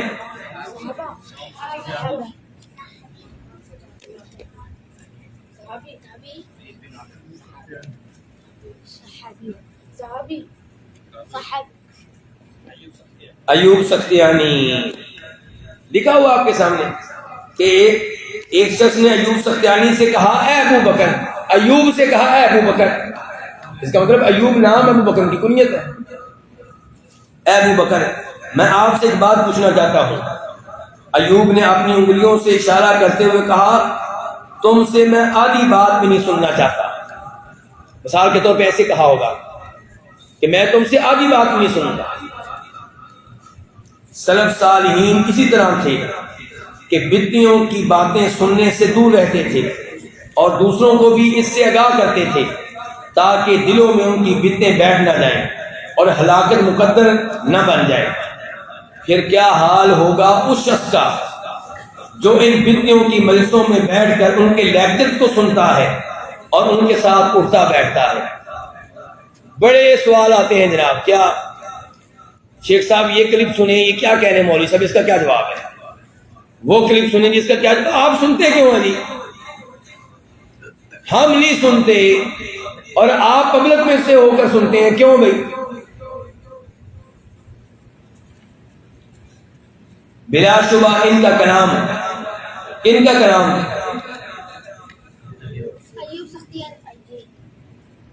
ایوب سختیانی کا کلام اس بارے میں جو بدعتوں کی مجلسوں میں بیٹھ کر ان کے لیکچرز کو سنتا ہے، ان کے ساتھ اٹھتا بیٹھتا ہے، اس کے بارے میں بہت ہی سخت ہوتا۔ اسی لیے سفیان ثوری جب بصرہ آئے تو ربیع بن سبی کے معاملے اور لوگوں کے اندر اس کے مقام و مرتبہ پر غور کرنے لگے۔ سفیان ثوری بصرہ میں آئے ہیں اور ربیع کا معاملہ جاننا چاہتے کیسا آدمی ہے، لوگوں میں اس کی کیا حیثیت ہے، تو اس کے مذہب کے بارے میں سوال کیا لوگوں سے، تو لوگوں نے بتایا کہ ہم یہی جانتے ہیں کہ وہ اہل سنت میں سے ہیں۔ تو انہوں نے پوچھا اس کے ساتھیوں میں سے کون کون لوگ ہیں؟ کہا وہ قدری ہیں، ان کے جو ساتھی ہیں وہ تقدیر کا انکار کرنے والے ہیں۔ ان کے ساتھی کون ہیں؟ قدری ہیں، ان کے تقدیر کا، بولیے ذرا، تقدیر کا، ان کے جو کہتے ہیں کہ اللہ کو پہلے سے کوئی بات معلوم نہیں ہوتی، جب انسان کچھ کرتا ہے تب اللہ کو پتہ چلتا ہے، تقدیر کا انکار کرنے والے۔ تو فرمایا پھر وہ بھی قدری ہیں۔ سفیان ثوری نے ربیع پہ قدری کا حکم کیوں لگایا؟ کیونکہ بیٹھتے کن کے درمیان ہیں؟ قدریوں کے درمیان۔ ابن بطہ نے الابانہ میں سفیان ثوری کے اس قول پہ تبصرہ کرتے ہوئے کہا اللہ سفیان ثوری پہ رحم فرمائے، آپ نے حکمت کی بات کہی اور سچ کہا اور علم کی بنیاد پر کہا اور کتاب و سنت کے موافق کہا، بالکل وہی بات کہی جو حکمت کا تقاضا ہے اور جسے اہل علم اور صاحب بصیرت سمجھتے ہیں۔ دلیل کیا ہے سفیان ثوری کے اس قول کی؟ اللہ کا یہ فرمان، یہ دیکھیں گے دلیل ہے۔ سفیان ثوری نے حکم لگایا ہے ربیع کے اوپر قدری ہونے کا، کیونکہ قدریوں کے بیچ میں بیٹھتے ہیں، کیونکہ ان کے ساتھی قدری ہیں۔ کہاں سے یہ حکم لیا؟ اس آیت سے، یا ایھا الذین آمنوا لا تتخذوا بطانة من دونکم لا یألونکم خبالا ودوا ما عنتم، اے لوگوں جو ایمان لائے ہو اپنے سوا کسی کو دلی دوست نہ بناؤ، اپنے سوا، ان کے مسلمانوں کے سوا، اپنے سوا کسی کو دلی دوست نہ بناؤ، دلی دوست، وہ تمہیں کسی طرح نقصان پہنچانے میں کمی نہیں کرتے۔ کون؟ دشمن۔ تم ان کو دلی دوست بناتے ہو، وہ ان کو جب موقع ملتا ہے تمہیں نقصان پہنچاتے ہیں۔ وہ ہر ایسی چیز کو پسند کرتے ہیں جس سے تم مصیبت میں پڑو۔ اچھا جی، اس ایسے کیا پتا چلا کہ آپ غیروں کو اپنا دلی دوست نہیں بنائیں گے، تو اب جو غیروں کو دلی دوست بنائے، ان کے ساتھ بیٹھے، مجلسیں کرے، بار بار بیٹھے، دوستی کے انداز میں بیٹھے، اس کا مطلب یہ ہے کہ یہ ان کی باتوں کو قبول کرتا ہے، یہ انہی میں سے ہے۔ فضیل بن عیاض رحمہ اللہ کہتے ہیں روحوں کے جھنڈ الگ الگ تھے، ان کے روحیں عالم برزخ میں الگ الگ تھیں۔ کیسے؟ پھر وہاں جن روحوں میں، ان کے وہاں جو روحیں تھیں لشکروں کی شکل میں تھی، ایک لشکر ادھر، ایک لشکر روحوں کا ادھر، ایک لشکر روحوں کا ادھر۔ پھر وہاں جن روحوں میں آپس میں پہچان تھی، ان میں یہاں بھی محبت ہوتی دنیا میں، اور جو وہاں غیر تھی یہاں پہ بھی وہ خلاف رہتی ہیں، ایک دوسرے کے مخالف رہتی ہیں۔ چنانچہ ایسا ہو ہی نہیں سکتا کہ ایک اہل سنت کسی بدعی کے ساتھ دوستی کرے مگر یہ کہ اس کے اندر نفاق ہو. کس کے اندر؟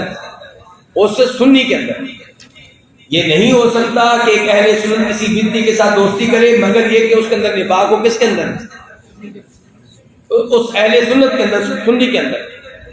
ابن بطہ نے الابانہ میں اس قول پر تبصرہ کرتے ہوئے کہا فضیل نے سچ کہا، ہم ظاہری طور پہ اسی کو دیکھ رہے ہیں. سلف صالحین بدعیوں سے لوگوں کو بہت زیادہ ڈراتے اور ان سے آگاہ کرتے رہتے تھے، یہاں تک کہ احمد بن سنان نے کہا ایک ڈھولک والا میرا پڑوسی بنے. کون پڑوسی بن جائے میرا؟ ڈھولک والا، میوزک والا، موسیقی والا.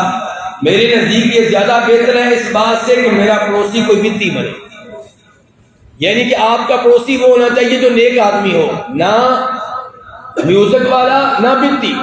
لیکن اگر میں مجبور کر دیا جاؤں اور مجھے اختیار کرنا پڑے میوزک والے کو یا بدعی کو، ان میں سے ایک کو پڑوسی بنانا پڑے گا، تو پھر میں میوزک والے کو بنا لوں گا لیکن بدعی کو نہیں بناؤں گا. وہی بات جو ہم نے صبح کی تھی کہ بس میں اگر کہا جائے یا قوالی سننا پڑے گی یا گانا سننا پڑے گا، تو پھر کیا سنیں گے؟ بہتر تو یہ ہے کہ ایسی بس پہ آپ نہ بیٹھے، نیچے اتر جائیں، نہ میوزک سنیں نہ قوالی. لیکن اگر مجبور کر دیا جائے اور اختیار یہ دیا جائے کہ گانا نہیں سنیں گے تو قوالی لگائیں گے، تو پھر کہیں گے بھائی گانا ہی رہنے دو، کیونکہ گانا حرام ہے اور قوالی میں شرک ہوتا ہے، بدعات ہوتی ہیں. قوالی کے نتیجے میں دین خطرے میں پڑے گا. تو کہتے ہیں کہ ایک ڈھولک والا میرا پڑوسی بنے، میرے نزدیک یہ زیادہ بہتر ہے اس بات سے کہ میرا پڑوسی کوئی بدعی بنے، کیونکہ ڈھولک والے کو میں منع کروں گا اور ہو سکتا ہے کہ اس کے ڈھولک کو میں توڑ بھی دوں. لیکن ایک بدعی اپنی بدعت سے عوام الناس، پڑوسیوں، نوجوانوں سب کو بگاڑ کر رکھ دے گا. آپ نے دیکھا ہوگا کئی اداکار توبہ کر لیتے ہیں، ایسے ہی یہ اداکار توبہ کر لیتے ہیں نا. کیوں؟ کیونکہ ان کو پتا ہے کہ ہمارا کام غلط ہے. شروع سے ان کو پتا ہوتا ہے، کرتے رہتے ہیں مال کے لیے، شہرت کے لیے، لیکن ان کو یہ پتا ہوتا ہے کہ ہمارے کام کو اچھے لوگ اچھا نہیں سمجھتے. لیکن جو بدعی ہے وہ سمجھتا ہے میں نیکی کا کام کر رہا ہوں. وہ تو پوسٹر لگائے گا کہ ہمارے دن، ہمارے گھر میں فلاں دن محفل میلاد منعقد ہو رہی ہے، تشریف لائیں. وہ تو پوسٹر لگائے گا کہ فلاں دن ہمارے گھر میں تیجا ہے، 7واں 40واں برسی، آپ تشریف لائیں. ابن بطہ اس موضوع پہ تبصرہ کرتے ہوئے کہتے ہیں اے مسلمانوں کی جماعت، اللہ کے واسطے تم میں سے کسی کو اپنے بارے میں اس کا حسن ظن اور مذہب کی سچائی اس خطرے میں نہ ڈالے. دیکھیں ذرا. نمبر 1 آپ سمجھتے ہیں کہ میں حق کے اوپر ہوں. نمبر 2 آپ سمجھتے ہیں کہ نہیں میں خراب ہونے والا نہیں ہوں. نمبر 1 آپ کیا سمجھتے ہیں کہ میں کس چیز پہ ہوں؟ حق پہ. نمبر 2 کوئی بھی آدمی مجھے حق سے ہٹا نہیں سکتا. یہ آپ کا اپنے بارے میں حسن ظن ہے. وہ کہتے ہیں دھیان سے یہ حسن ظن آپ کو برباد نہ کر دے. آپ یہ سوچ کے بدعیوں میں بیٹھتے رہیں جناب میں نہیں خراب ہو سکتا، میرے بچے نہیں خراب ہو سکتے، تو یہ آپ کی غلط فہمی ہے. یہ وہ کہہ رہے ہیں، سنیں دھیان سے. کہتے ہیں اے مسلمانوں کی جماعت، اللہ کے واسطے تم میں سے کسی کو اپنے بارے میں اس کا حسن ظن اور مذہب کی سچائی اس خطرے میں نہ ڈالے کہ وہ کسی نفس پرست اور بدعی کے مجلس میں بیٹھنے لگے اور کہے میں اس کے پاس جاتا ہوں اس سے مناظرہ کرنے. میں کیوں جاتا ہوں؟ تاکہ اس سے کیا کروں؟ مناظرہ کرنے، تاکہ اسے اس کے مذہب سے نکال دوں. ایسا ممکن نہیں ہے، کیونکہ یہ بدعی دجال سے بھی زیادہ فتنہ پرور ہیں اور ان کی باتیں خارج کی بیماری سے بھی زیادہ تیز لگنے والی ہیں اور شعلوں سے بھی زیادہ دلوں کو جلانے والی ہیں. میں نے کچھ لوگوں کو دیکھا ہے. یہ کون کہہ رہا ہے؟ ابن بطہ. میں نے کچھ لوگوں کو دیکھا ہے کہ وہ پہلے انہیں برا بھلا کہتے تھے، ان کو بدعیوں کو، اور ان پر لام تام کرتے تھے. پھر ان کے پاس جا کر بیٹھنے لگے تاکہ ان کے خلاف رد کر سکیں اور انہیں نصیحت کر سکیں، یہاں تک کہ انہوں نے ان لوگوں کو خوب کشادگی سے بٹھایا اور اپنا مکر و فریب چھپائے رکھا، یہاں تک کہ وہ بھی ان کی طرف مائل ہو گئے. اور آج ہم بھی ایسے ہی لوگوں کو دیکھ رہے ہیں جو کہتے ہیں کہ ہم ان بدعیوں کے پاس جاتے ہیں تاکہ انہیں نصیحت کریں، اور تاکہ ان کے خفیہ اور پر اسرار مناہج سے واقف ہو جائیں تاکہ ان سے ہم بچ سکیں. لیکن ہم دیکھتے ہیں کہ کچھ دنوں کے بعد وہ خود ان کے جال میں پھنس جاتے ہیں اور یہی لوگ اہل سنت کے خلاف ان کی مدد کرنے والوں میں سے ہو جاتے ہیں. اللہ ہمیں اس فتنے سے محفوظ رکھے. بہرحال سلف صالحین نے اسی منہج کو اپنایا ہے اور اسی کو اپنے عمل سے ثابت کیا ہے. چنانچہ اسی بنیاد پر ہر شخص پہ واجب ہے کہ اگر اسے اپنے اوپر کسی بگاڑ یا گمراہی کا خوف ہو تو وہ اسی منہج کو اپنائے. کیا منہج کے بدعتوں سے دور رہنا اور اسی پر چلے, کیونکہ یہ لوگ علم کی بنیاد پر منحرف ہوئے ہیں. حافظ ابن عساکر نے تاریخ دمشق میں احمد بن عون اللہ کی سوانے میں, جو کہ اہل سنت میں سے ہیں, ابو عبداللہ محمد بن احمد کے واسطے نقل کیا ہے کہ ابو جعفر احمد بن عون اللہ اہل بدعت پر بہت سخت تھے. ان کا محاسبہ کرتے تھے, انہیں خوب ذلیل کرتے تھے, ان کی غلطیوں کو تلاش کرتے, انہیں نقصان پہنچانے میں جلدی کرتے تھے, ان پر اگر قادر ہوتے تو انہیں نہیں چھوڑتے تھے, اور جو بھی باقی رہتا ان سے ہمیشہ ڈرتا رہتا. آپ ان میں سے کسی سے بھی کسی حال میں نرمی نہیں کرتے تھے. یہ کن کی باتیں ہو رہی ہیں؟ ابو جعفر احمد بن عون اللہ. اور نہ ہی مفاہمت کرتے. اگر کسی کی کوئی غلطی مل جاتی اور کوئی آ کر گواہی دے دیتا, اس کی کھل کر مذمت کرتے, لوگوں کے سامنے اس کی فضیحت کرتے, اس کو رسوا کرتے, لوگوں کے سامنے اس کا نام لے کر اس کے برات کا اظہار کرتے, اور محفلوں میں اس کا نام لے کر اسے ہار دلاتے یا اس کی بدعقیدگی کو مٹا دیتے. اللہ کی رضا جوئی کی خاطر آپ اپنے اسی موقع پر جوہد پہم کے ساتھ باقی رہے. پہم جن کے مسلسل یہاں تک کہ اپنے رب سے جا ملے. ملحدین کے خلاف آپ کے کارنامے بہت مشہور ہیں.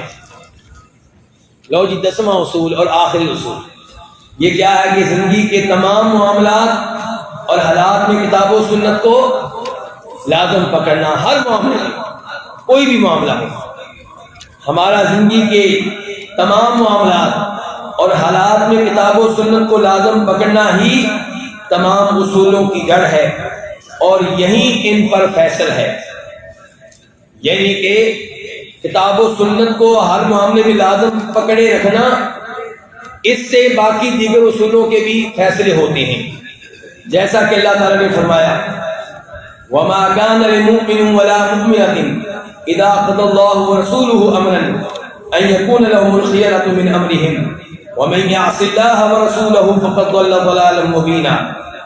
اور کبھی بھی نہ کسی مومن مرد کا حق ہے اور نہ کسی مومن عورت کا کہ جب اللہ اور اس کا رسول کسی معاملے کا فیصلہ کر دے کہ ان کے لیے ان کے معاملے میں اختیار ہو, اور جو کوئی اللہ اور اس کے رسول کی نافرمانی کرے سو یقیناً وہ گمراہ ہو گیا, واضح طور پہ گمراہ ہونا. اس ایسے سے کیا نکلا کہ جب اللہ کا کوئی حکم آ جائے, اللہ کے رسول کا حکم آ جائے تو پھر آپ کو کوئی اختیار نہیں ہے. سارے آپ کے اختیارات ختم ہو گئے. سارے آپ کے اختیارات کیا ہو گئے؟ مثال کے طور پہ جلدی میں معقل بن یسار کو جانتے ہیں, صحابی ہیں. انہوں نے اپنی بہن کا نکاح ایک آدمی سے کیا, بخاری کی روایت ہے. اس آدمی نے طلاق دے دی. آپ کی توجہ میری طرف ہے نا, یا پہلے اس کو دیکھ رہے ہیں؟ دیکھ لیتا ہوں میں بھی آپ کے ساتھ. چلیے ہم نے دیکھ لیا, اب توجہ میری طرف رہنی چاہیے. اب آپ نے ادھر نہیں دیکھنا, دیکھیں آپ. اچھا, معقل بن یسار نے اپنی بہن کا نکاح ایک آدمی سے کیا, چچا کا بیٹا تھا. بعد میں اس نے طلاق دے دی. آپ پھر بھی دیکھ رہے ہیں بھائی, ایسے نہ کریں, اب نہیں. اچھا جی, بعد میں اس آدمی نے کیا کیا؟ طلاق دے دی. عدت کے اندر رجوع بھی نہیں کیا, عدت بھی ختم ہو گئی. اب دوبارہ اس نے نکاح کا پیغام بھیج دیا کہ ٹھیک ہے ایک طلاق دی ہے, اب نیا نکاح تو ہو سکتا ہے.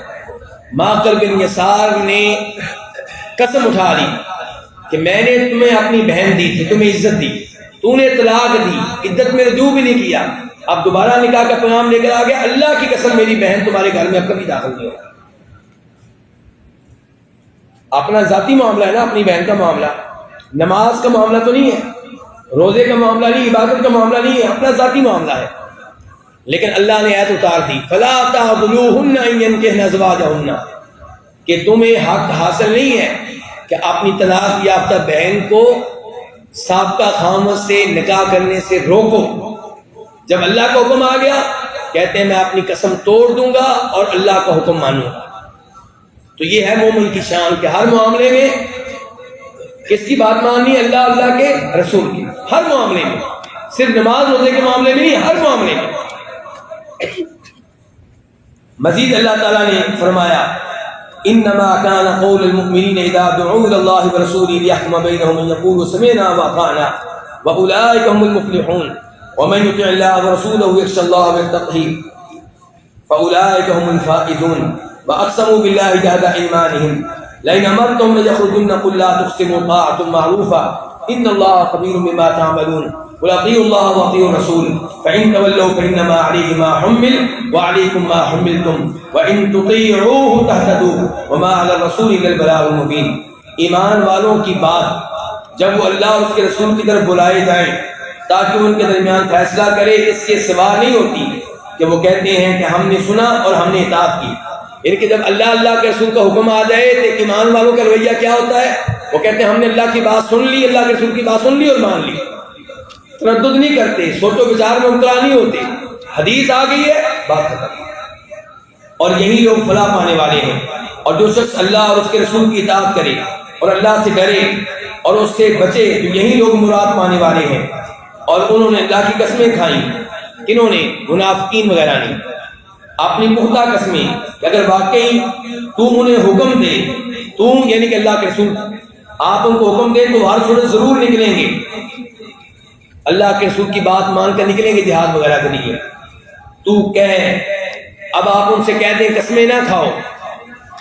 منافقین نے قسمیں اٹھائی تھیں کہ اللہ کے رسول جو حکم دیں گے ہم مانیں گے، تو اللہ تعالیٰ کہہ رہے ہیں آپ ان سے کہیں کہ قسمیں نہ اٹھاؤ، جانی پہچانی ہوئی اطاعت ہی کافی ہے، ہمیں پتہ ہے تمہاری اطاعت کا، ہم جانتے ہیں تم کیسی اطاعت کرتے ہو، بے شک اللہ اس سے خوب واقف ہے جو تم کرتے ہو۔ کہہ دو اللہ کا حکم مانو اور رسول کا حکم مانو، پھر اگر تم پھر جاؤ ان کے اللہ کے رسول کا حکم نہ مانو تو اس کے ذمے ان کے اللہ کے رسول کے ذمے صرف وہ ہے جس کا ان پہ بوجھ ڈالا گیا کہ وہ تبلیغ کر دیں، اور تمہارے ذمے وہ ہے کہ تم پہ بوجھ ڈالا گیا ماننا، اطاعت کرنا۔ اگر اس کا حکم مانو گے، اللہ کے رسول کا حکم مانو گے تو ہدایت پا جاؤ گے، اور رسول کے ذمے تو صاف صاف پہنچا دینے کے سوا کچھ نہیں ہے۔ یہ روش بھائی جتنی ضمیریں ہیں نا یہاں پہ نام آنا چاہیے اللہ کے رسول، جس طرح آسان ہو جائے گا۔ کتاب و سنت پر چلنے اور انہیں مضبوطی سے تھامنے پر ابھارنے سے متعلق قرآنی آیات بہت ہیں، اور اسی طرح رسول اللہ صلی اللہ علیہ وسلم کی حدیثیں بھی بہت ہیں، ان میں سے چند درج ذیل ہیں۔ صحیح مسلم کی وہ حدیث جس میں نبی صلی اللہ علیہ وسلم نے حجۃ الوداع کے موقع پہ فرمایا وَقَدْ تَرَكْتُ فِيكُمْ مَا لَن تَضِلُّوا بَعْدَ إِنْ اعْتَصَمْتُمْ بِهِ کتاب اللہ، میں نے تمہارے درمیان وہ چیز چھوڑی ہے کہ اس کے بعد تم کبھی گمراہ نہیں ہوگے اگر اسے مضبوطی سے تھامے رکھا۔ وہ چیز کیا ہے؟ کتاب اللہ۔ تو ہر معاملے میں یا کسی معاملے میں کتاب اللہ کو ہر معاملے میں مضبوطی سے تھامنا ہے۔ اور مستدرک حاکم میں یہ حدیث منقول ہے، ابو ہریرہ سے روایت ہے کہ نبی صلی اللہ علیہ وسلم نے فرمایا ترکت فیکم شیئین لن تضلوا اذا تمسکتم بهما کتاب اللہ و سنتی ولن يتفرقا حتى يرد علی الحوض، میں نے تمہارے درمیان دو چیزیں چھوڑی ہیں، ان کے بعد تم کبھی گمراہ نہیں ہوگے اگر انہیں مضبوطی سے تھامے رکھا۔ نمبر ایک کیا ہے؟ اللہ کی کتاب، اور دوسرے نمبر پہ میری سنت ہے، اور یہ دونوں کبھی جدا نہیں ہوں گی یہاں تک کہ حوض پر آ کر مجھ سے ملیں گی۔ یعنی کہ کتاب و سنت دونوں پہ عمل کرنا ہے، اور ایک ہی وقت میں دونوں پہ عمل کرنا ہے، اسی میں نجات ہے۔ ابن عباس نے اللہ تبارک و تعالیٰ کے اس قول کے بارے میں کہا فَمَنِ اتَّبَعَ هُدَايَ فَلَا يَضِلُّ وَلَا يَشْقَىٰ، ایت کا ترجمہ جس نے میری ہدایت کی پوری طرح پیروی کی۔ میری ہدایت کی کون کہہ رہا ہے؟ اللہ تعالیٰ کہہ رہے ہیں کہ جس نے میری ہدایت کی پوری طرح پیروی کی تو وہ نہ گمراہ ہوگا اور نہ مصیبت میں پڑے گا۔ ابن عباس نے فرمایا اس ایت کی تفسیر کرتے ہوئے کہ اللہ نے یہ ضمانت دی ہے اس شخص کے لیے جو قرآن کو پڑھ کر اس پہ عمل کرتا ہے کہ وہ دنیا میں گمراہ نہ ہوگا اور آخرت میں بدبخت نہیں ہوگا۔ یہ تفسیر طبری میں ہے۔ تو اللہ نے گارنٹی دی ہے کہ جو قرآن کی پیروی کرے گا وہ نہ دنیا میں گمراہ ہوگا اور نہ آخرت میں کسی بدبختی کا سامنا کرنا پڑے گا، جنت میں جائے گا۔ چنانچہ کتاب و سنت کی پابندی کرنا امر واجب ہے، اور دائیوں پر واجب ہے کہ وہ اس کا بہت زیادہ اہتمام کرے اور اسی کو اپنا نصب العین بنا لے۔ مگر افسوس کے ساتھ کہنا پڑتا ہے کہ کچھ دعات کتاب اللہ اور سنتے رسول صلی اللہ علیہ وسلم پر اپنی رائے اور خواہش کو مقدم کرتے ہیں، اگرچہ انہوں نے اپنی اس خواہش اور رائے کو دوسرا نام دے رکھا ہوتا ہے تاکہ صریح مخالفت سے خود کو بچا سکیں، لیکن یہ نام انہیں کچھ بھی فائدہ نہیں پہنچا سکتے اور نہ ہی انہیں بے نیاز کر سکتے ہیں، کیونکہ ناموں کے بدلنے سے حقائق تبدیل نہیں ہوتے۔ اب جو لوگ دعوتی مسلک کے نام پر کتاب و سنت کی مخالفت کرتے ہیں اور اسے کتاب و سنت کی نصوص پر مقدم کرتے ہیں، کس کو؟ دعوتی مسلک کو، اور اسے ان کے دعوتی مسلک کو کتاب و سنت کی نصوص پر مقدم کرتے ہیں، یقیناً یہ لوگ سیدھی راہ سے بھٹکے ہوئے ہیں۔ اسی طرح جو ان کی مخالفت کرے، ان سے دشمنی کرے اور ان کے باطل کو ایکسپوز کرے، یہ اس کے خلاف افتراء پردازی کرنا اور الزامات لگانا اپنے لیے جائز سمجھتے ہیں۔ کئی دین کی دعوت دینے والے ایسے ہیں کہ اگر کوئی ان کی مخالفت کرے تو وہ اس کی مخالفت میں ہر چیز کو جائز سمجھتے ہیں، اور آپ نے یہ دیکھا ہوگا ہمارے ممالک میں کیا ہوتا ہے، ٹھیک ہے ہم حق پہ ہیں، اب ہماری کوئی بتی مخالفت کرتا ہے تو کیا ہمارے لیے جائز ہے کہ تھانے میں پہنچ کر، پولیس کے پاس پہنچ کر ہم اس کے اوپر غلط الزام لگائیں، تہمت لگائیں؟ کیا یہ جائز ہے؟ ایسا تو جائز نہیں ہے، یہ کہنا چاہتے ہیں۔ اسی طرح جو ان کی مخالفت کرے، ان کے دعات کی، ان سے دشمنی کرے اور ان کے باطل کو ایکسپوز کرے، یہ اس کے خلاف افتراء پردازی کرنا اور الزامات لگانا اپنے لیے جائز سمجھتے ہیں، کیونکہ ان کی نظر میں یہ دعوت کی مسلط ہے، اور اس عید کا انہیں کچھ بھی خیال اور پاس و لحاظ نہیں ہوتا، جس میں اللہ نے کہا ہے کہ والذین یؤذون المؤمنین والمؤمنات بغیر ما اکتسبوا فقد احتملوا بہتانا واثما مبینا، اور جو لوگ مومن مردوں اور مومن عورتوں کو تکلیف دیتے ہیں بغیر کسی جرم کے، بغیر کسی گناہ کے جو انہوں نے کمایا ہو، تو یقیناً انہوں نے بڑے بہتان اور صحیح گناہ کا بوجھ اٹھا لیا ہے۔ وہ اس طرح کی ایتوں کا کچھ بھی پاس اور لحاظ نہیں رکھتے، کیونکہ ان کے نزدیک دعوت کی مقصد مقدم ہوتی ہے کہ دعوت کی خاطر جھوٹ بولو، الزامات لگاؤ، تہمتیں لگاؤ، سب کچھ جائز ہو جاتا ہے۔ یہ یقیناً بہت بڑی غلطی اور کھلی ہوئی گمراہی ہے۔ جو اس طرح کی غلط فہمی میں مبتلا ہے اس پر واجب ہے کہ وہ اللہ سے توبہ کرے، اس کی طرف رجوع کرے، کیونکہ جو ایسی سوچ اور فکر رکھتا ہے وہ کھلی ہوئی گمراہی اور کبھی جرم کا شکار ہے، اور ایسے لوگوں سے سلف نے ڈرایا اور خبردار کیا ہے، اور حقیقت میں یہی سلسلہ امتداد ہے ان اہل رائے کا جن کی سلف نے ہمیشہ مخالفت کی ہے، اور ان کے اور سلف کے درمیان ہمیشہ سخت علمی لڑائیاں ہوتی رہی ہیں، یہاں تک کہ اللہ نے اہل سنت سلف کو ان پہ غالب کیا اور ان کے باطل کو توڑا ہے۔ تمام فضل و احسان اور تعریف اسی اللہ کے لیے ہے، یہ جاننا بھی ضروری ہے۔ بس آپ نے جان لیا ہے اس آخری اصول کو، باقی اس کی تفصیلات ہیں۔